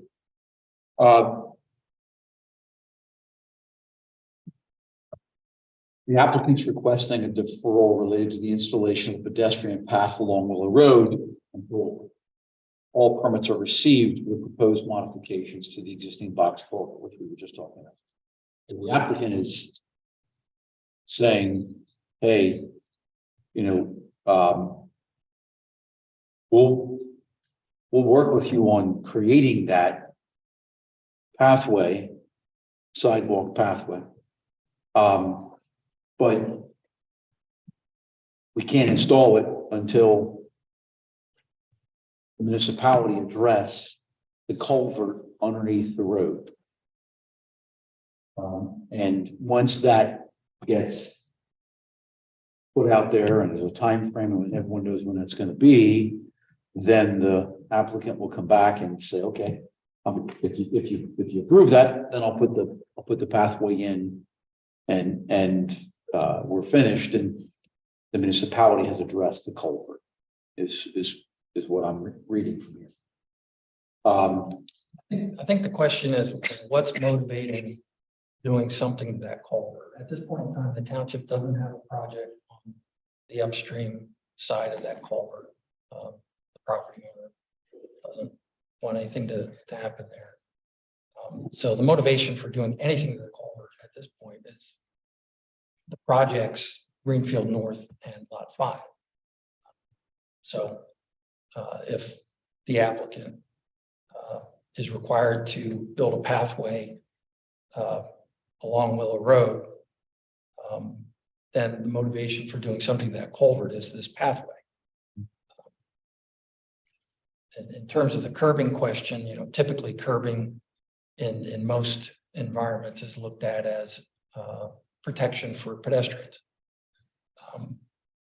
In addition to supporting the road. You know, however the board wants to look at that is completely up to you. If curbing does go in, yes, there are stormwater issues that have to be addressed related to that channel.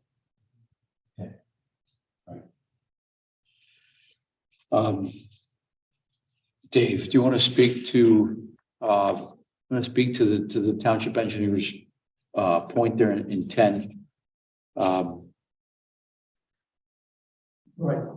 So he's recommending the deferral be granted. The deferral for the construction of this pathway along Willow granted with the condition that there's a specific time frame to be included in the deferral agreement. And the contingency plan be identified if there are issues with gaining the required approvals. So the second point. This is our contingency. This permitting never was approved. We have this alternate. Yeah. Yeah. We're absolutely going to do.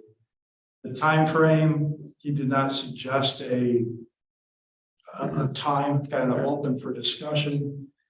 And again, if this was installed at the beginning, then probably the need for that additional length would not be as urgent. And from our standpoint, from High's standpoint, if we were to extend that the culvert to accept the path, there's really not a lot of engineering involved. We would extend the culvert as it is, same size. And of course, the permitting is the concern, but if the township has other aspirations of fully replacing or increasing the size or whatnot, that would drive the schedule, in my mind. In addition to Can you engineer an extension to an existing historic culvert? Yes. Okay. So you can engineer. and we would keep it the same size. Okay. Okay. But the thought was, again, it'd be ideal to keep it all under one permit, one process going through DEP with the big picture. Okay. I think the applicant has spoken to all the points, gentlemen. I mean, I think point number 7, maybe, Dave, but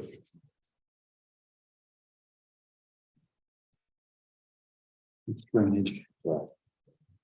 I mean, the question would be, Oh, right, I'm sorry. Yes, there are 3 stormwater waiver requests and DMA is supporting all 3. Supporting those, yeah. Go ahead, Ethan, sorry. the question would be then, if the township has no plans to do anything on the north side of that culvert, and the applicant says we can just extend it on the south side, there might be a timeline question. What's a timeline where we could say not defer, to say it has to be done within 3 years? Finish that, and then you have to get the permits to do that, to make that connection of that path over the piece, over the culvert. So is that still, hey, DEP might take longer than that, do we make it 5 years? So I think that's the time contingency. That way we just don't defer, we just say, all right, yeah, you have this Condition upon going to getting it done. Just get it connected, the permits to get it connected. What's the minimum amount to extend? Dave, what are your thoughts? Timeframe. If the board was to condition it as per the DMA letter, but put a time frame on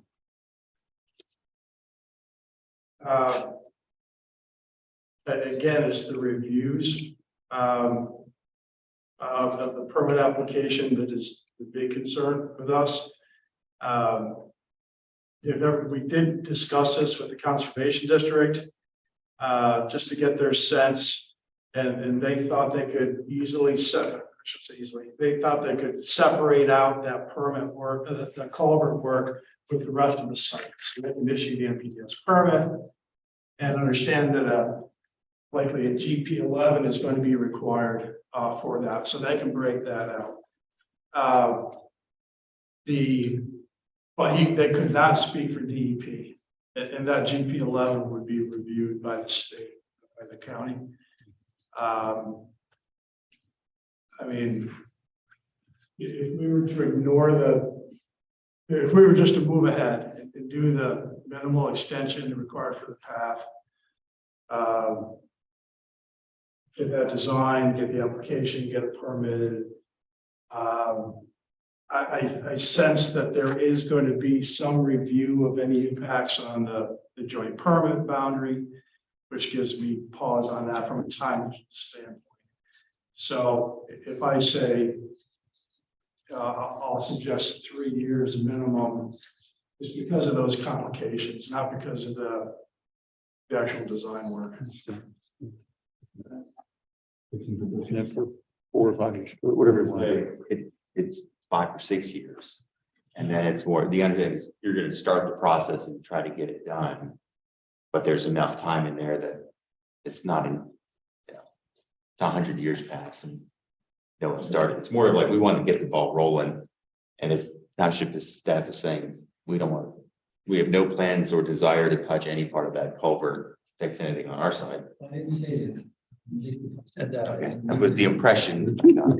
I think there's a condition question of culvert that needs to be answered. And, whether there's a need to do anything on the, extending the north side at this point in time, there isn't, but there could be in the future. So we'd want to evaluate condition and future need related to that culvert.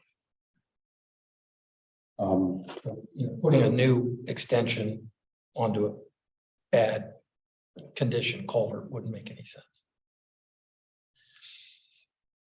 To add, I think the initial proposal really was to do this, either in lieu of making that connection, or if the township were to complete the culvert work, then we would make that connection. So, different than us going back and actually doing the work and getting the permitting done and making this. I think that could tie into some sort of a deferral agreement if that was the township's way the township's approaching this, where there is a condition, the time limit, or that doesn't work, then there's the alternative. I think the DMA letter does call that out, Peter, in point 10. A deferral request be granted with the condition of a specific time included in the agreement, and a contingency plan be identified, which you have, if there are issues with gain and required approvals. I think Ethan's suggestion of make the time frame reasonable, not.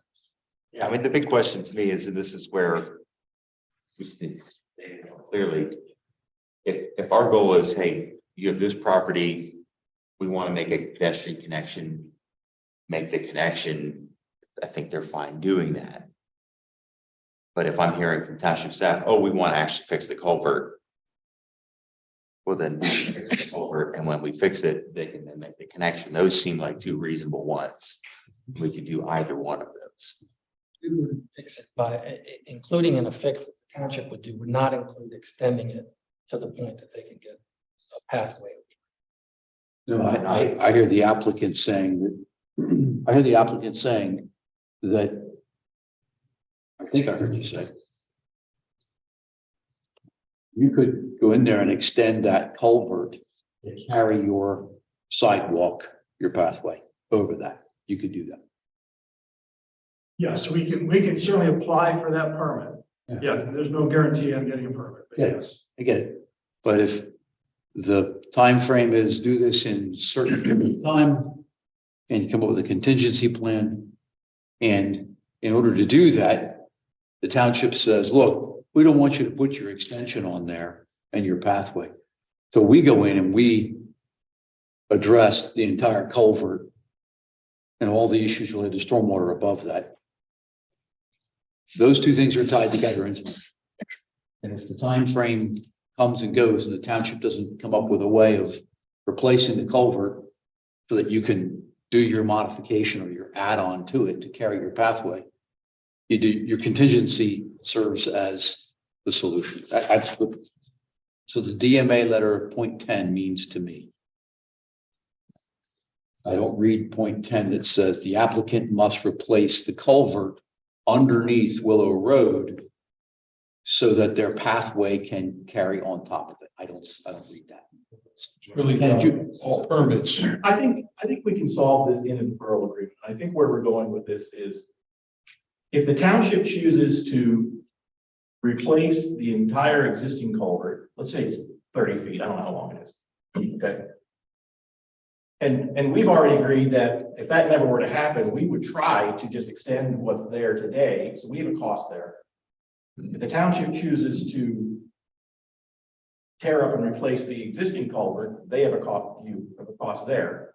So we can share in some of that cost when the solution finally is determined, right? Yeah. We're okay with that. That's where I'm going. But it with doesn't make sense for us to get into another scenario where the township then comes in behind us and says, we really want the whole thing replaced. You guys don't want to replace the whole thing unless the extension that we've committed to also happens, so we can continue the sidewalk. Yeah. I think we can paper this in a way that everyone gets happy. I think so too. And I think the contingency is there. You've got it in place. We put a time frame on it and we move. These were similar discussions in the planning commission meeting, because I mean, the other question was, I think one of the board members at the planning commission made the comment of sometimes there's a benefit to a time extension to get the township to start the process. That's the one of, do we have that's why it's, if we don't have a plan, we should get one pretty quick of who's running point on this project. What I'm hearing it's sort of a, I don't know exactly what staff is asking for, but they seem to be not liking some of the things. So I don't know what it is they're wanting explicitly. That might be helpful if we knew what that was. Or, I think what we're hearing from staff is the pathway that is required for the project. The pathway that is required for Greenfield North. They need to connect. In order for them to connect, we run into this culvert. If Hive wants to put an add-on to the existing culvert, they have to go through the process of getting that permit. But it's not fair to say, well, this can happen in the next 100 years. Put a time frame on it and a contingency plan. And I think staff's overall concern is, well, maybe the culvert underneath that road needs to be replaced. And if it does, well, we're not working with Hyde to make this happen in their sidewalks. I think Ken. We can coordinate the effort, sharing the cost. I think we follow the direction of the DMA letters. And we request, the deferral request is granted and we work on coming up with a time frame to make it happen. So. Go ahead. The original request was to defer the pedestrian path from this point all the way over. To the point where it connects. I think that's what we're talking about. The alternate would be just that, like not constructed now, but in 5 years or whatever the number is, if that permit does not come in. And whatever time frame we decide. Whatever it is, but we would not construct that red path at this point, only when the fate of that permit is. Can I suggest that we just have the option to install that path anytime we want if we choose on the plan, not. We can certainly do it, yeah. I would love that. Yeah. And then I can say with Absolutely. stormwater. Absolutely. Doesn't change any stormwater. Absolutely. It doesn't. Wait. I think just for purposes of this agreement, having, I think one party sort of have to have the onus to trigger another party's action. So perhaps the township having to take steps on their end to trigger High's obligation, and then we have to work out whatever this cost sharing is going to look like. And then also having the ability to, obviously the township's undertaking the permitting, but High cannot get for some reason, the permitting that it needs to make the walkway happen, the ability to fall back on the path. That's sort of what you're thinking of in terms of this deferral agreement? I think the DMA letter says applicants should do this along Willow Road when there's a plan in place and that plan has been approved. And that plan has to come from the municipality to address the culvert and get the permits. High would come in and partner in some way, as Ken is suggesting, to help pay for that extension, the additional culvert that has to carry the future pathway. I just wanted to confirm this sort of, if that makes sense. Okay. David, there's a question of parking. Yes. Can you address that with us? It seems to be more than what is required. We're anticipating 125 employees. It could be multiple shifts, staggered. So the parking that we are proposing, we believe will accommodate those 125. And the ordinance requires one space for every 2 employees. And so for 125 employees, we're looking at 63 parking spaces, which we just realized is not nearly enough for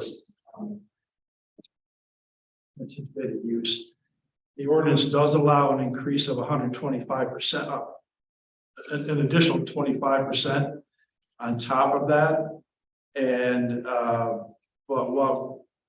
but then the board has the option of approving a higher number than that. So whereas the ordinance with 1 space per 2 employees would be 63 spaces, we are proposing 114 spaces. And then that would allow that flexibility. We did provide some ITE parking distribution data, and that 114 fits right in within the range that ITE provides. And I'll note that DMA did not offer a comment against that. It just pointed out that it needs to be. Just need to provide us with the rationale. In my mind, they're saying they're okay with that. May I ask you, is this building designed for one business or more businesses can be in there? It's potentially more than one. It all depends on the tenant at the time. About the 4. Yes. Then could we shift overlap?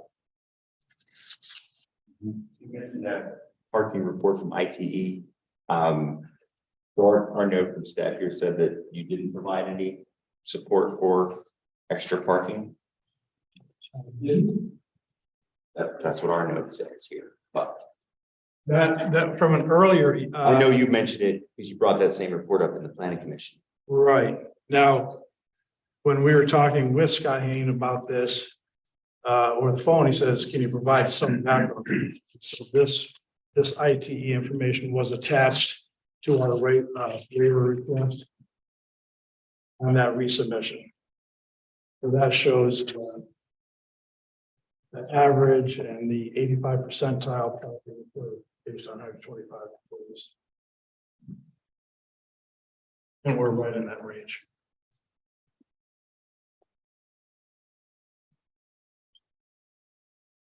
All of the subdivision, land development, stormwater management, all the notes. Good with them. You guys are good with them. You've seen them all. You're Fine with all the other comments. addressing them. Park open spacing Greenway.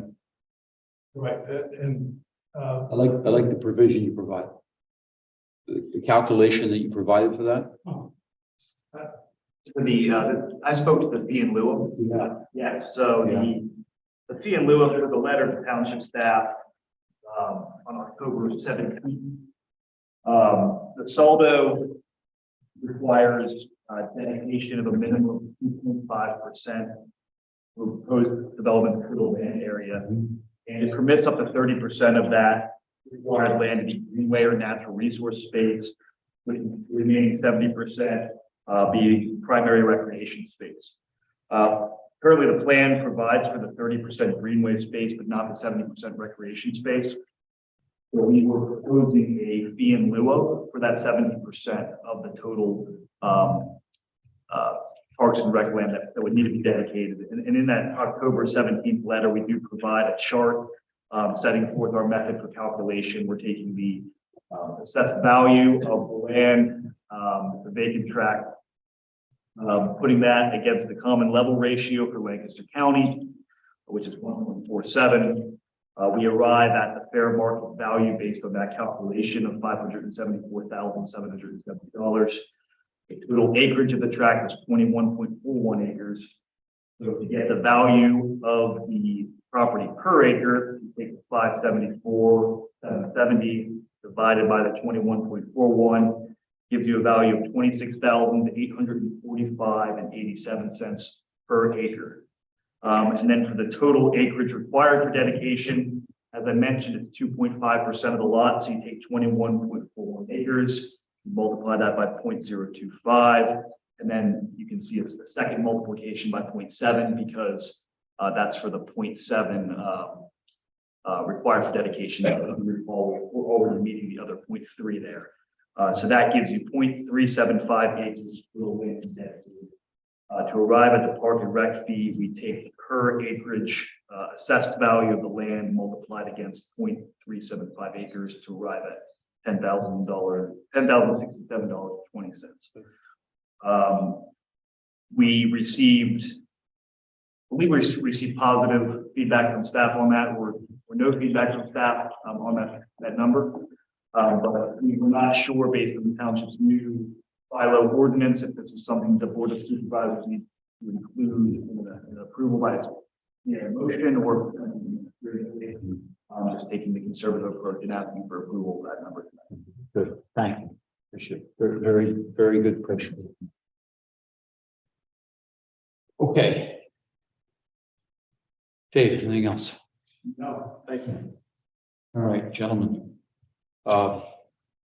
We've got the DMA letter of November 7th, 2022, capturing everything that was just discussed and some. I've heard considerable discussion around point number 3 under waivers and modifications related to the applicant's request for waivers, township engineers recommendation for deferrals on widening along Willow Road.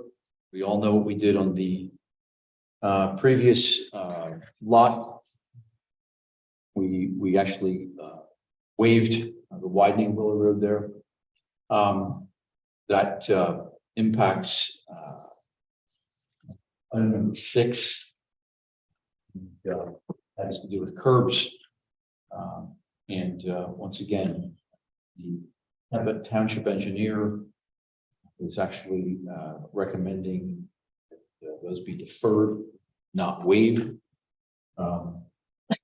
Certainly up for our discussion. I've heard some discussion here about really just trying not to impact Willow Road and not set a precedent for impacting Willow Road.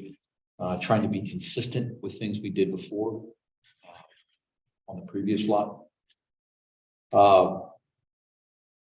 Item number 4, did we talk about maintaining the bituminous pathway, Dave? Did we talk about that? Yes, the material. Yeah, I kind of glossed over it quickly, but that to be consistent with the Greenfield North side, which is bituminous, we're proposing to have bituminous along Willow. Yeah, corrective. Point 4 mentions though that perhaps maybe the property owner should maintain it. Yes, yes, and that's not an issue. That's consistent with Greenfield North as well. That's what I thought. Okay, good. Let's see. And then considerable discussion on that one, gentlemen. And that is dealing with the potential of a future investment and issue investment by the township on Willow Road, dealing with that box culvert and how that may or may not affect the applicant's installation of their walkway pathway over top of that culvert and how the applicant would participate with the municipality on that. Perhaps, sharing some costs that would be their portion of that culvert to carry their pathway in per the DMA letter. Putting some sort of a time frame in place for getting those permits and that done. And if that time frame can't be met, the applicant must implement their contingency plan. The applicant has also suggested they just may move ahead with the contingency plan as well. So they have identified the contingency plan. Correct, Mike. Okay. Sorry, Ethan, go ahead. Yeah. Okay, good. I want to do it. And then we heard the applicant's presentation of parking and why parking, and they provided some rationale for the expanding their parking in addition to what is required. And we've also heard the applicant's presentation of their in lieu of for park and open space using the common level ratio for Lancaster County on top of the assessed value of the track. And in my estimation, it's the way we should be going in presenting. In fact, we are. Our ordinance required it. I think I've summarized as much as I could. You guys have been listening, you've been talking, you've been asking some good questions, thoughts, concerns. You skipped over 6, the curves. I think I did I mention it when I said 3 is tied to 6. Should the deferral could later become more permanent relief if conditions were such that it's developed and we decide, wow, that's really not a good idea to do that? So Mike, when we have for quite some time, at least on a previous board, it's on a board, we were actually revisiting with folks along Lincoln Highway that had deferrals. And then we started to become much more intentional about calling this out to property owners that we're going to defer these, but just recognize that the community may decide these need to go in at some point, and you're going to need to make this investment at some point. So to answer your question, yes, a deferral would say at some point in the future, if the township decides they want, I think you mentioned curbs, the township, if the township wants curbs on Willow Road, the applicant would have to work with those. But we could also make it a decision based on what we're seeing, how the property's developed, what's the neighborhood feel, how it all looks, to say, we're not going to, we could come back and say, we don't really believe that it's necessary. If we defer it, we're telling the applicant, you're not going to do this until we decide we need it. Understood. Could we later say, change our mind, don't need that? I don't know. I mean, I don't know if that's been done. That's why I don't know. Go ahead, Ethan. That to clarify, my understanding is the property owner would have to come back and ask for a waiver again. I don't know if we could unilaterally grant a waiver if there had been a deferral without an action of the property owner. That's my question. There's another land development plan for that same property, right? I mean, Would we unilaterally take action to remove a deferral? Board would have the authority to do that. What the exact process would be, I'm not sure off the top of my head. I don't know. another land development plan came up. I don't know if there's ever been done. Does that answer your question? Yeah. What is your concern there, Mike? Are we missing? Well, we have the concern of this, we're on the dividing line between our rural, and the development line. We have a rural road. We want to maintain that as much as we can. The way that the whole plan is put together is to keep industrial traffic off of it. That's why I'm saying it. I understand what Corey is saying about, let's be consistent. And I'm also saying, okay, that almost with Roger, in a rural area, I'd rather not see curbs, but if we're gonna have a lot of people walking along there, is that the safest thing we need? Which would trump it to me. Ethan, go ahead. Pedestrian traffic, and potential stormwater issues are the only reasons I would see wanting curbing in the future. I still don't think we'll get there in my lifetime, but we might. So I'm hearing maybe 0.6. Putting it as a deferral is perhaps whoever comes up with those people may decide to put that in. Yes, I agree with you.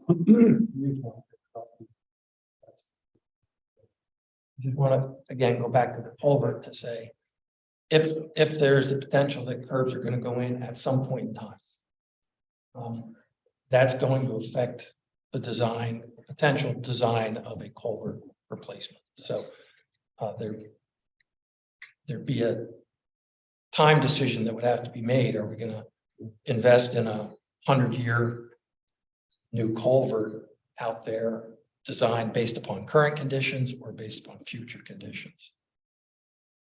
Understand? I'm sorry, last point on this. Was there also a question as to whether exactly how much more room is needed for the curbs?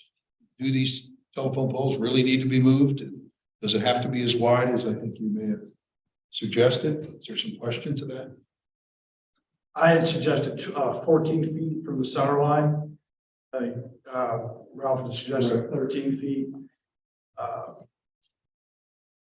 I believe either way would impact the telephone poles. I do know even a narrower cartway would require even more inlets.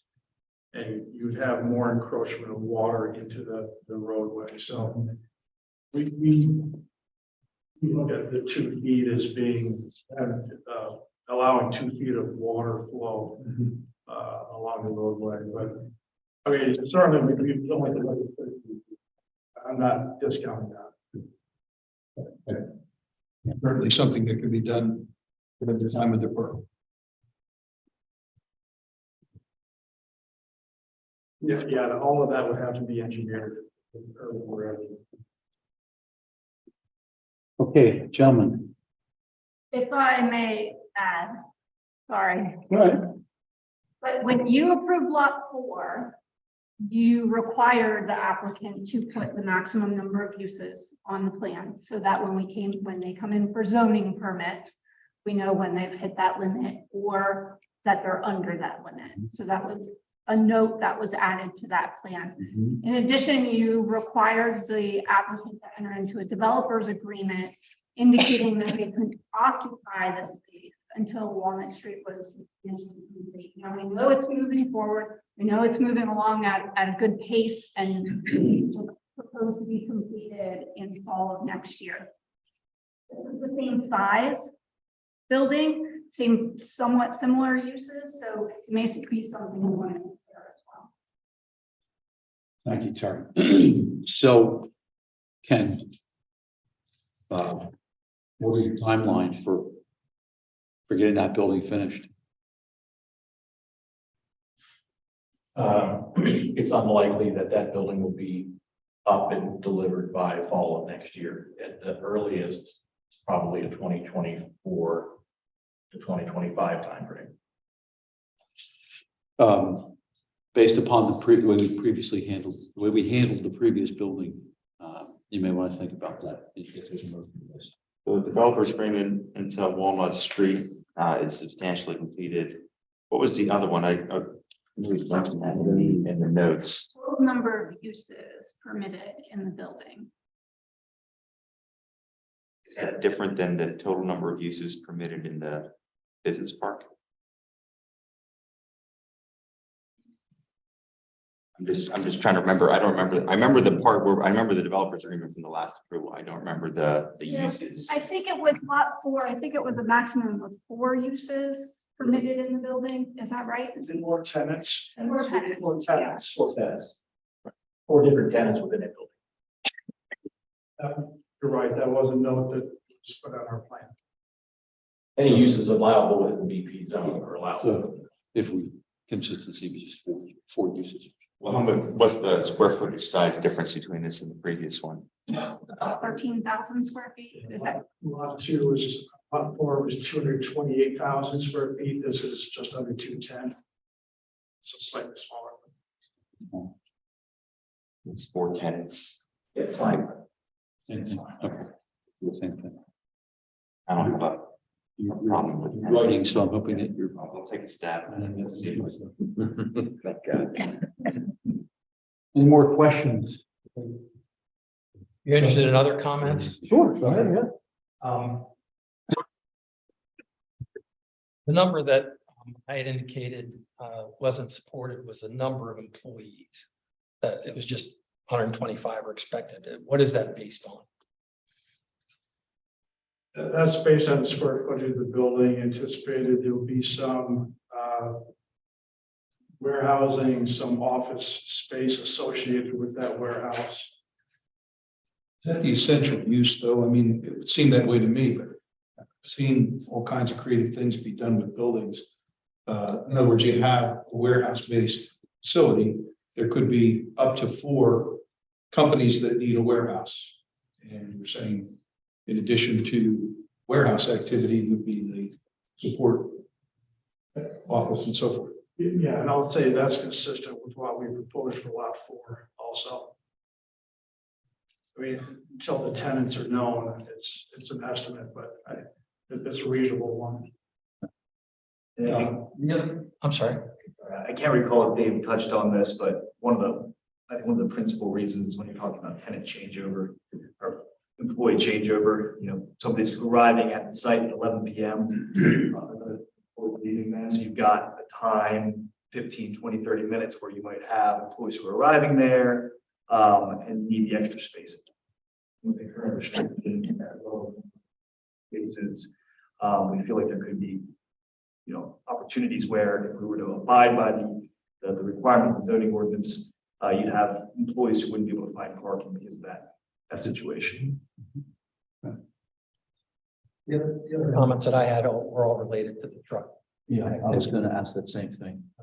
Yeah, so the queuing up of trucks, Dave, I mean, I'm assuming there's gonna be, a time in which you've got trucks that are coming and going, or trucks that are waiting to unload and not unloaded.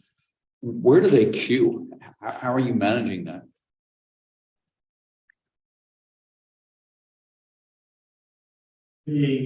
So trucks will come in through this southern entrance and back and pull, and there's enough room for that truck to maneuver back into the space.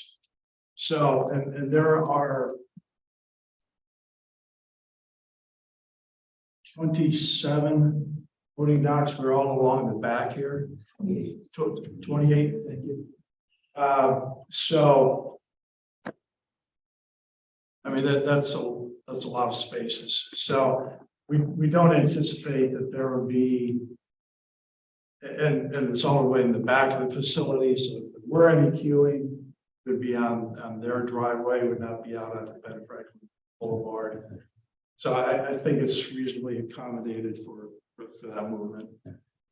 And if there was a backlog here, then trucks would be able to come through here if that was the case and keep that cycle moving. Not desirable. We're trying to keep trucks out of the pedestrian parking area, but it is possible. So the last memo says, given the significant number of truck trips anticipated during peak hour, where are you getting the number of truck trips and what the peak hour is? They indicated in their information it'd be 56 in the peak hour. So 56 truck trips in 1 hour for 28 spaces. You would have some trucks pulled up, waiting to be loaded or unloaded. And you're gonna have some number of trucks that are gonna be queued. You're definitely gonna have trucks queuing. Your design of that in the back, you feel comfortable, you feel it's gonna be able to accommodate that.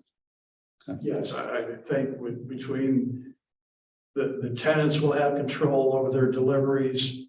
They can schedule accordingly and can make all of that work. Yes. Because you're pretty much calculating. I don't know how you're calculating peak, but usually it's how many docks do you have, and your changeover is 30 minutes a dock, so you're just doubling your docks, and that's how you got your peak number. But real life, you're never going to actually have 54 truck trips in an hour. It's really the available space, and we made a loading areas, yes. Okay. No. The other truck related thing is idling. And sure that they're following state law. And I'd suggest there be signs erected in the appropriate areas along that road. Make sure that the drivers are informed about the prohibition on idling. There are going to be a lot of residents nearby to this facility. Absolutely. David? Yes. Just a comment on, Keeping. Absolutely. I mean, I think signage is reasonable, but I don't think it's a necessary job of the township to keep up with making tenants put up signs for the state law. If the state wants to put that requirement on loading docks, they can. Anyone who's got a CDL license knows that. So, I mean, there's a whole bunch of other signs we could put up to remind people of other state laws that apply. This one seems to be one of, if you want to do it, great, but I don't see the need to require this, or we can go down a rabbit hole of requiring a whole bunch of other signs. Sure. Most likely be ignored or followed. Okay. Anything else? Tara? No? I don't have anything. That's anything else, gentlemen, before you spoke up, so I apologize for that. So, anything else? Nothing. Roger? Mike? Okay. Ethan will take a stab at this. All right, feel free to suggest this along the way. Yep. Make a motion to grant the approval of final land development plan. Yoder lot number 5. 3, conditioned on the letter dated November 7th, 2020 from David Miller Associates. Under waivers and modifications, granting waiver number 3, condition that the plan meet all requirements of the preliminary plan. Granting waiver number 2. Granting waiver number 3 regarding widening. Granting the waiver number 4 regarding sidewalks with the condition that the paths are maintained by the property owner.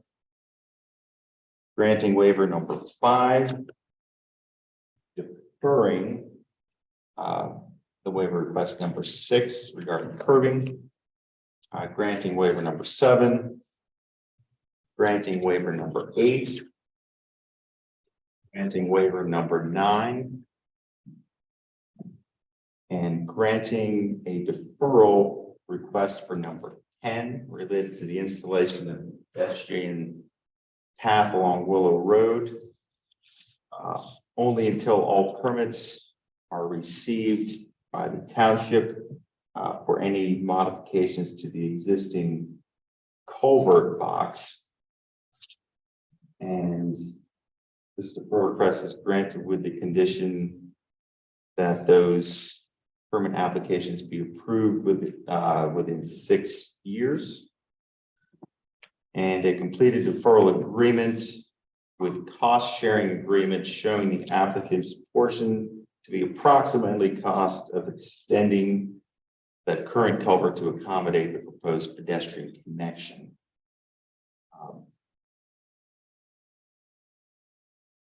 And that completed deferral agreement shall be submitted to the township for review and approval. Also approving the addition of the proposed pedestrian connection onto the plan along the repair and buffer as presented as a contingency if that approval is not granted, but that contingency can be installed at any time.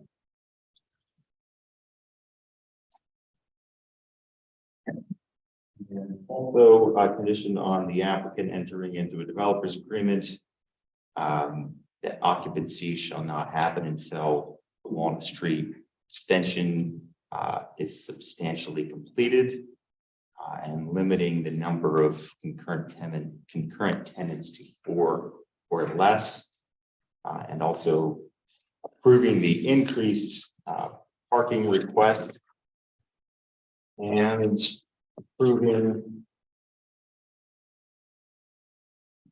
the proposed fee in lieu of parkland as presented.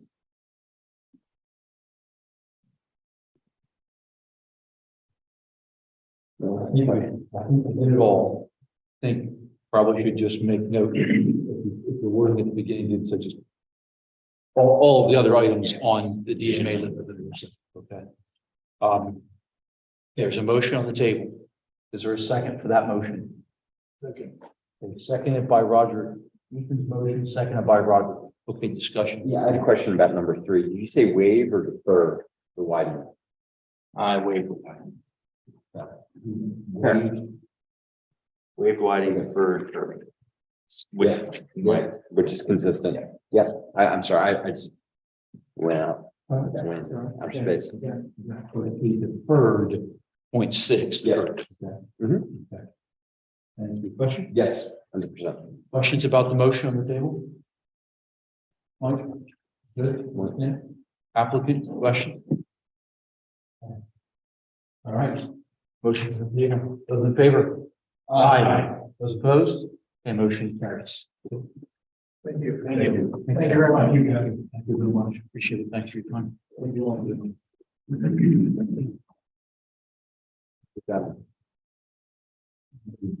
Pass the restroom break. Yeah. We do that.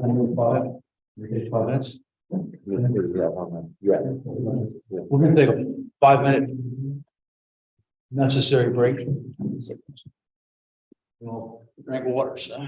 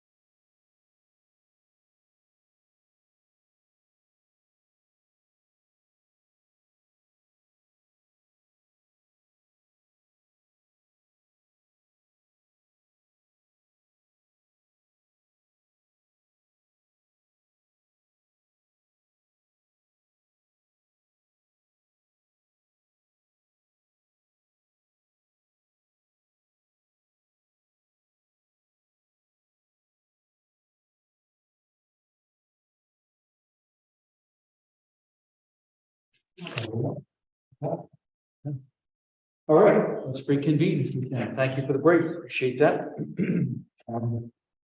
Moving on to item number 6C, Paradise Energy Solutions Land Development Plan number 22-17, 2985 Lincoln Highway. State your name if you would. Harbor Engineering. Dave Martin, from Hoover Building Specialist, and Paul Kennedy from Netherlands. It's a 5-acre property in the northeast corner of Lemon Road and Route 30 in the village. You may remember you supported a zoning text amendment to allow warehousing. So the purpose of this plan is a land development plan for Paradise Energy Solutions. They'll have an office building that'll be about 3 stories in height, about 35,000 square feet, and then a 1-story warehouse, no more than 20,000 square feet. As part of the project, including curbing and sidewalk along both Lebanon Road to extend, there's a curbing and sidewalk right there to the west. And all curbing and sidewalk with widening along Lebanon Road, being some on-street parking spaces, and the definition of the cul-de-sac bulb in that area, which currently is.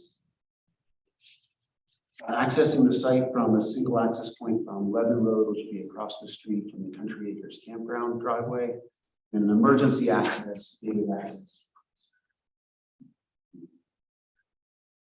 We have some retaining walls on the site to make up grade. It's a bit of a challenge.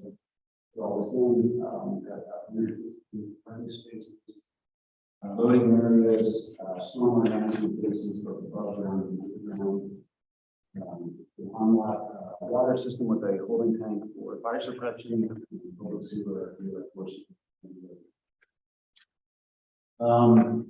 We're asking for a few modifications and waivers from the subdivision land development ordinance, stormwater management. Other than that, it's pretty straightforward as far as we've been through a couple of rounds of review comments. We have we've got what I would consider to be the mayor's office, just some administrative items, and so forth. I mentioned this or not, but we are also applying for a PennDOT permit for not only curbing the sidewalk along Lincoln Highway, but also to widen the radiuses at Lebanon Road and Lincoln Highway to allow for semi trucks to get in and out of the site without having to cross the center line.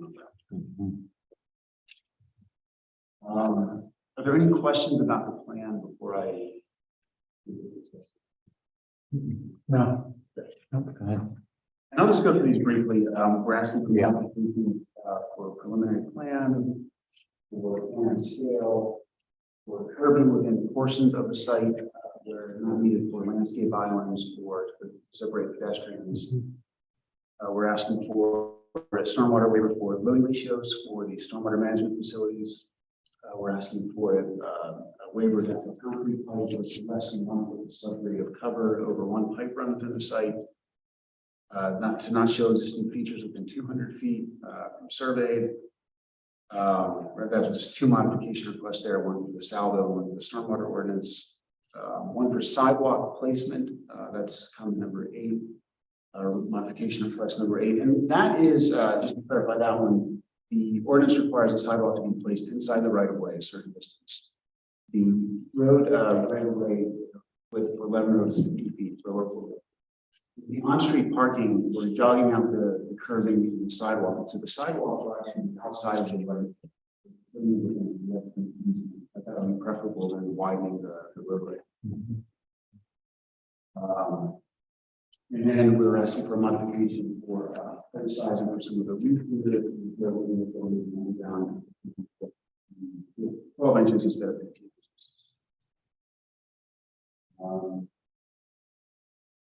One other thing that's not in the letter, but we would like to request is of course, when you initially approve the plan, there's 90 days in which to record the plan. We'd like to ask for a time extension to do that. A couple of reasons. One, there's a lease on the property for American Outback Buildings that doesn't expire later in the spring.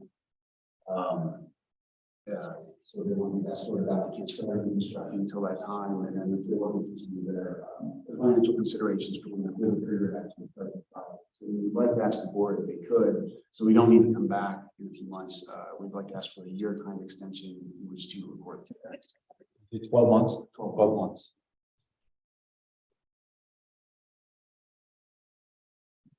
Is that 12 months in addition to the normal 90 days? Or just 12 months?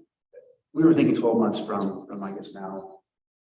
I guess we could do whatever the board's pleasure is. It's usually 90 days from the recording of the plan. That's the MPC requirement is 90 days. So I think the best thing to do, Steve, would be to say, you're looking for an extension. That extension is from the 90 days. Yes. So if the MPC says you've got 90 days. Correct. So you're So we asking. would ask for a 12 months extension in addition to the 90. Another thing to point out is similar to the last plan, we have provided information related to the parking on this property. As well, the parking that was needed for this site, and that jives pretty well with what they anticipated. We're 125%. 115 parking spaces is 125% of what the ITU manual would specify for a site like this.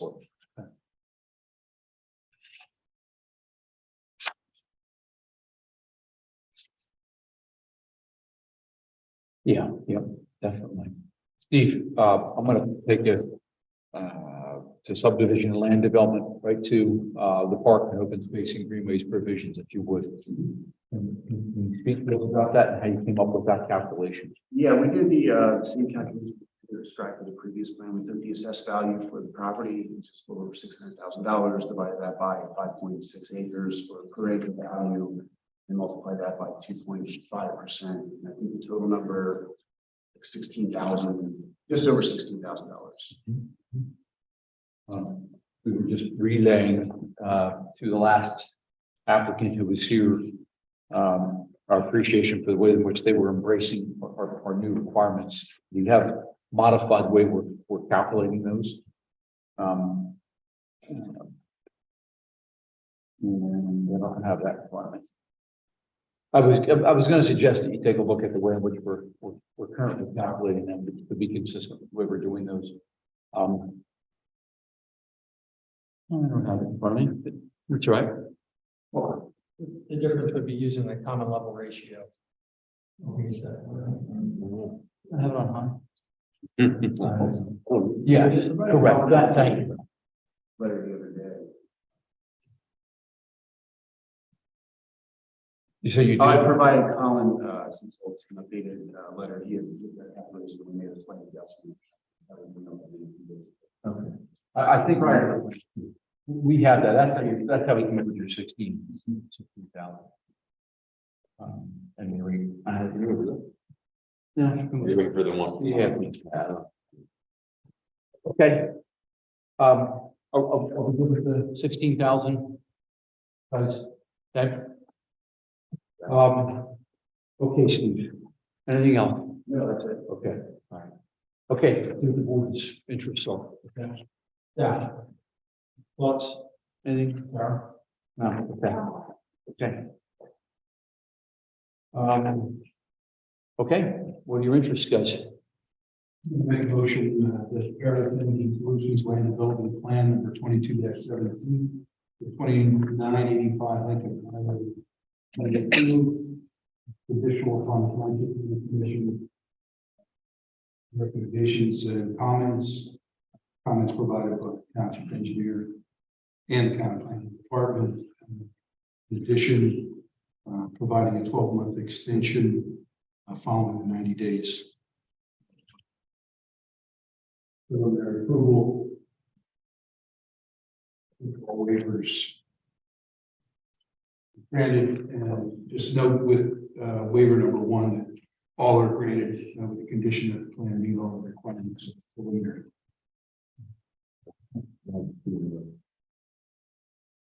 And that the calculation of $16,001.43 fee as the fee in lieu of parking open space.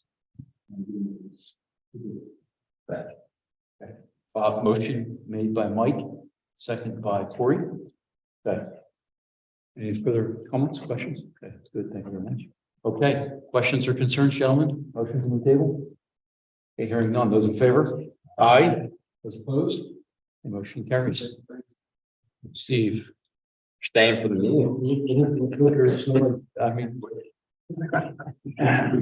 we're all in this together. We just have a little more together. Thank you, guys. It's been fun seeing the business. I'm sorry. Been fun seeing the business grow. Thank you. Now it's ahead, but it's a good challenge. Sure it has. So you got a couple. Across the line.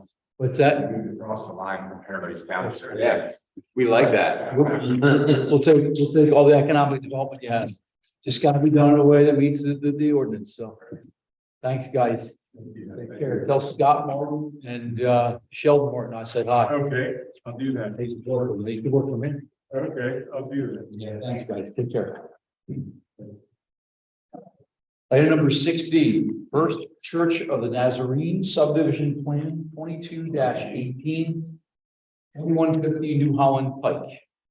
If you would state your name. It's TJ Acosta, Lancaster Civil Engineering. Here representing First Church of the Nazarene. For the final subdivision plan. Plan is on the screen. So I'll be referring to that as we go. Location is 2150 New Holland Pike. The existing property is 7.9 acres. Consists of the existing church building. The corner of the lot is an unoccupied dwelling that the church no longer has use for. Like I mentioned, the existing lot is about 7.9 acres. There's two accesses to the property. First one, and the primary one, the only one in use at the moment, is from New Holland Pike up in the upper portion. And the second access to the property is from Shereen Road, the lower right. That existing access is currently blocked off. And that is it for existing conditions. And the proposed configuration, the subdivided lot in the right-hand corner will be about 0.9 acres. Residual lot will be about 7. That existing access from New Holland Pike is to remain the same. And the one down at Shereen will be altered along with several easements that are being put in place for access. 3 easements. There is a cross access from Shereen to the property to allow for access to the residents through the residual lots. The second is utility access. There is a very small portion of the water and sewer lines that will be passed into the residual lot. We'll cover that. And then the stockpiles at the very end of the road, again, for public works purposes. Those are the 3 easements. On New Holland Pike, there is a strip of right of way that will be dedicated to the township.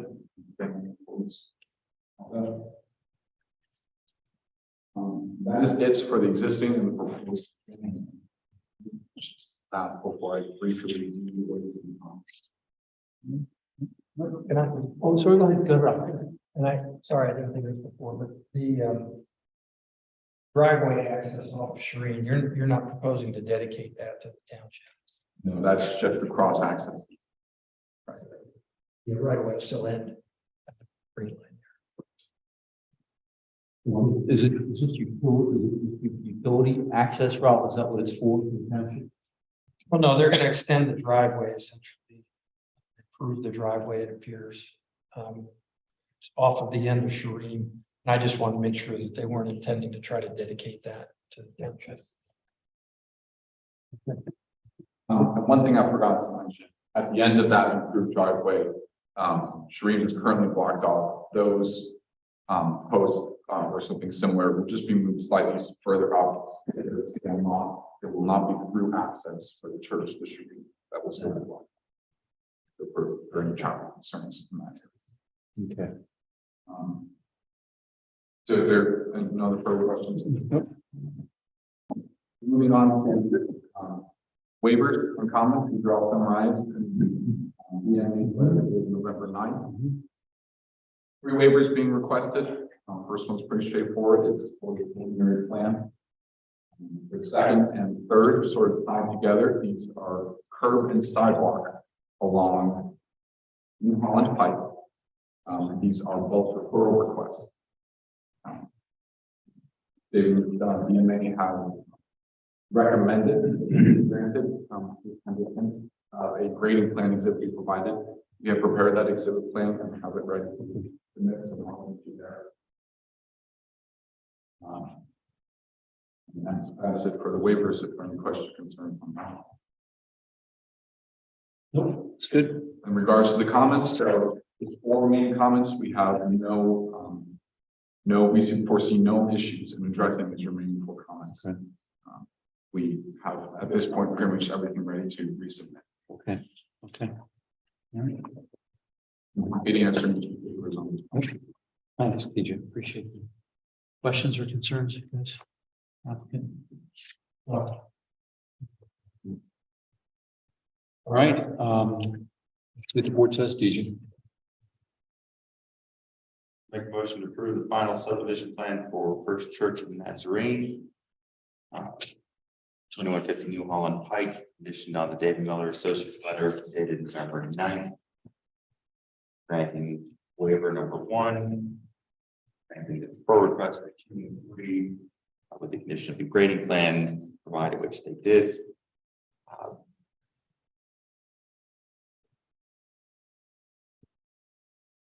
Okay, good. Motion made by Ethan, is there a second? Okay, second by Mike. Questions or concerns? There's none. Those in favor? Aye. Those opposed? Motion carries. Thanks, TJ. Yeah, thanks for waiting. No problem.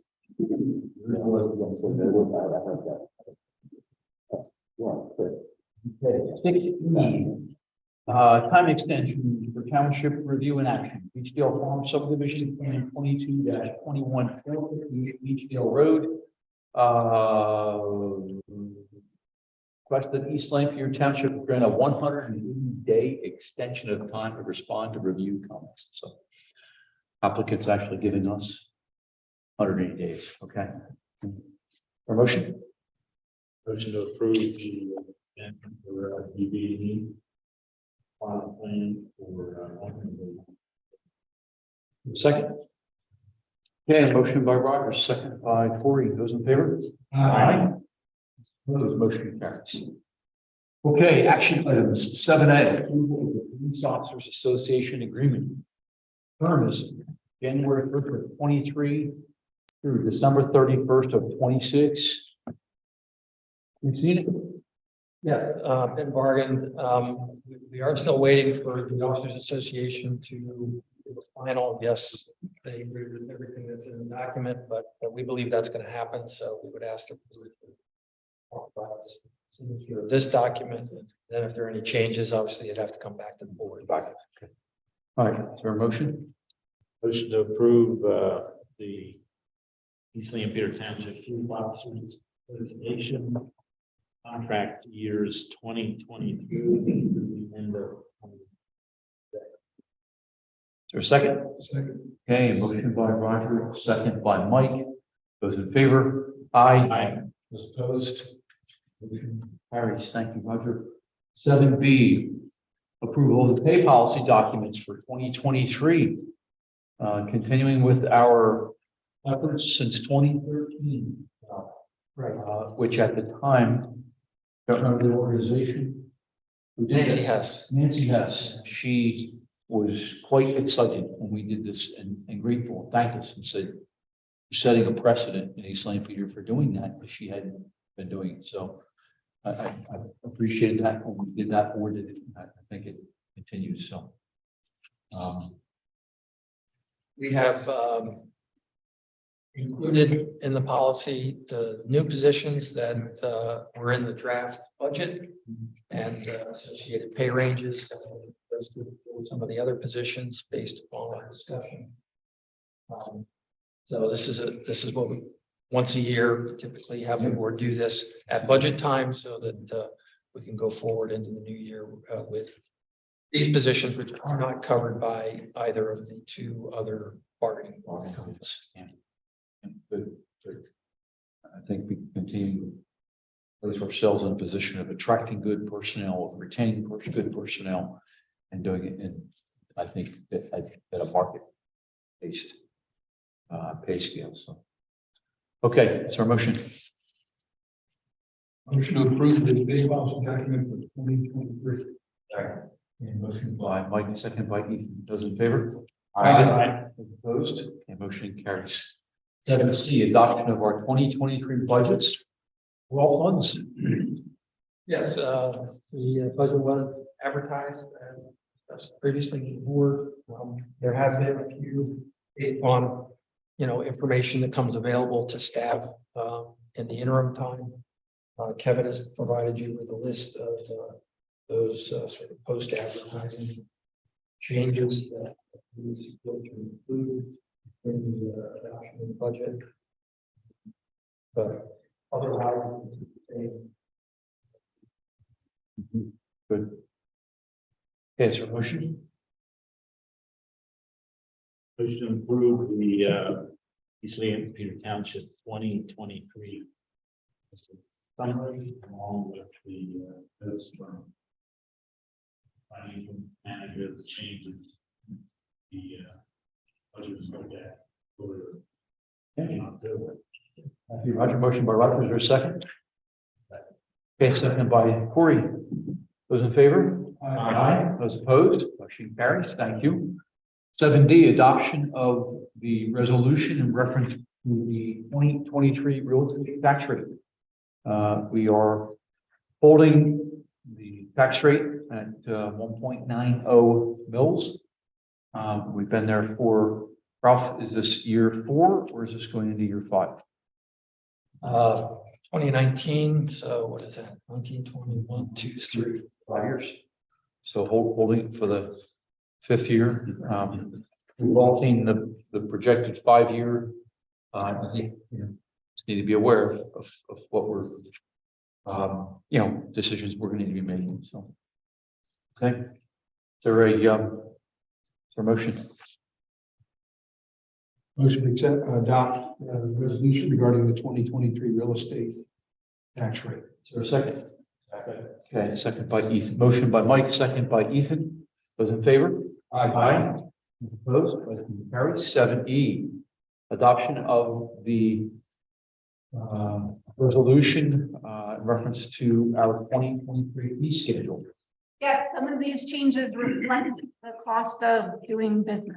Okay, so increase in conditional use application and escrow fee to mimic what we're being charged to advertise, as well as being as a general increase to escrow costs.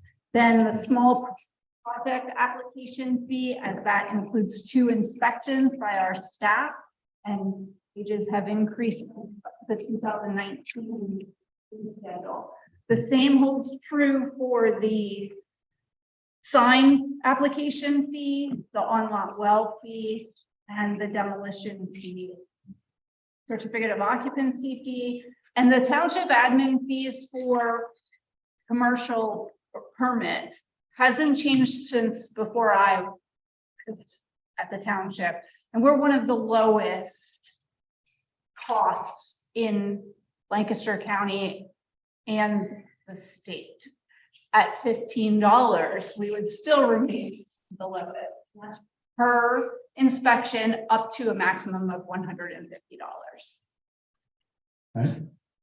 The others changes would include the new fee schedule for park pavilion rentals, and that would be $85 for residents and $130 for non-residents.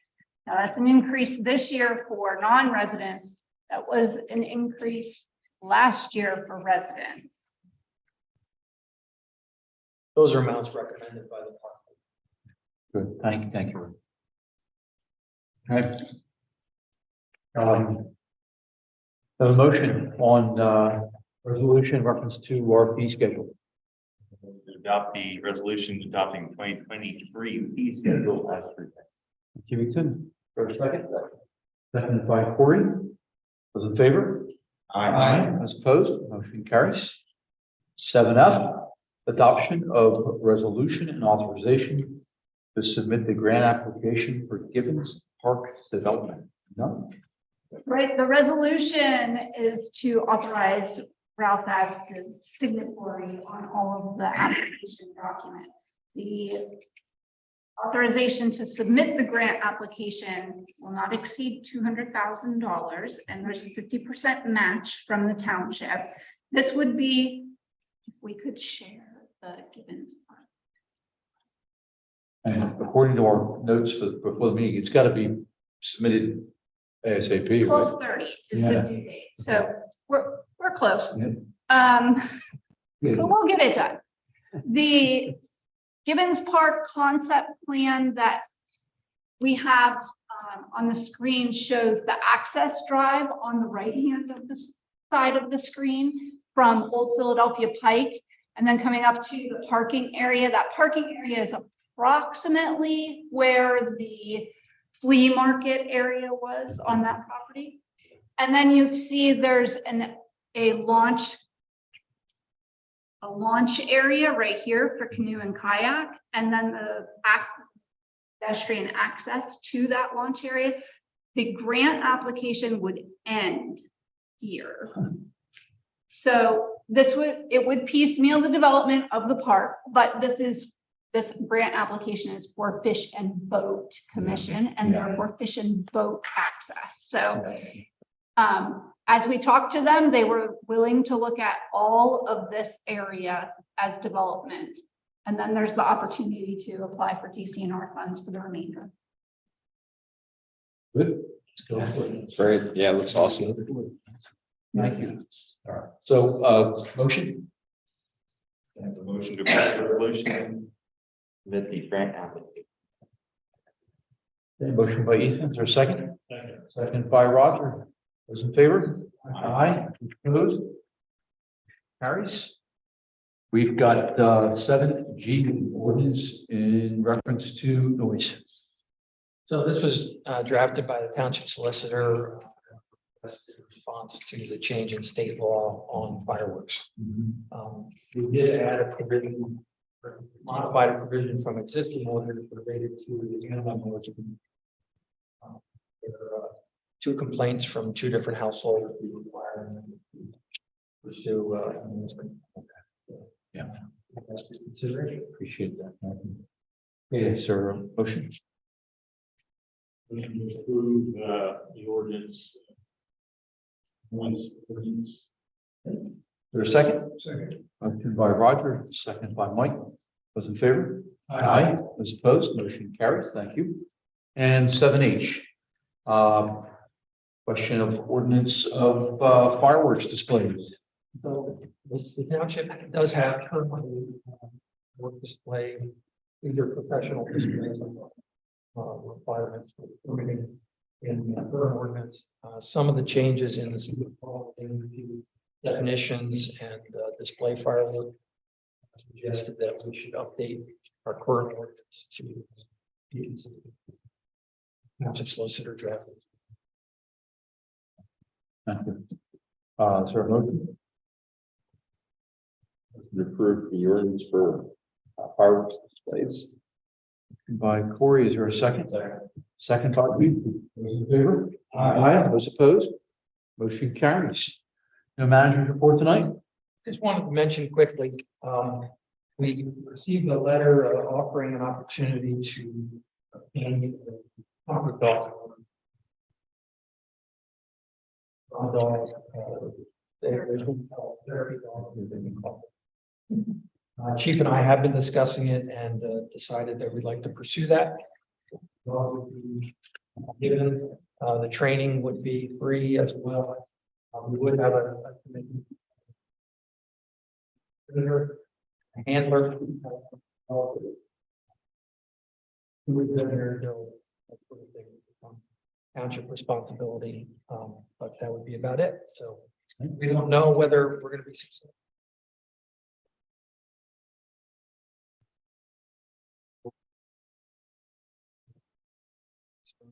Address those for Nope. No. No, that's good. Can you get a pony? I saw somebody's got a pony somewhere. It's Lanka or something? I thought that.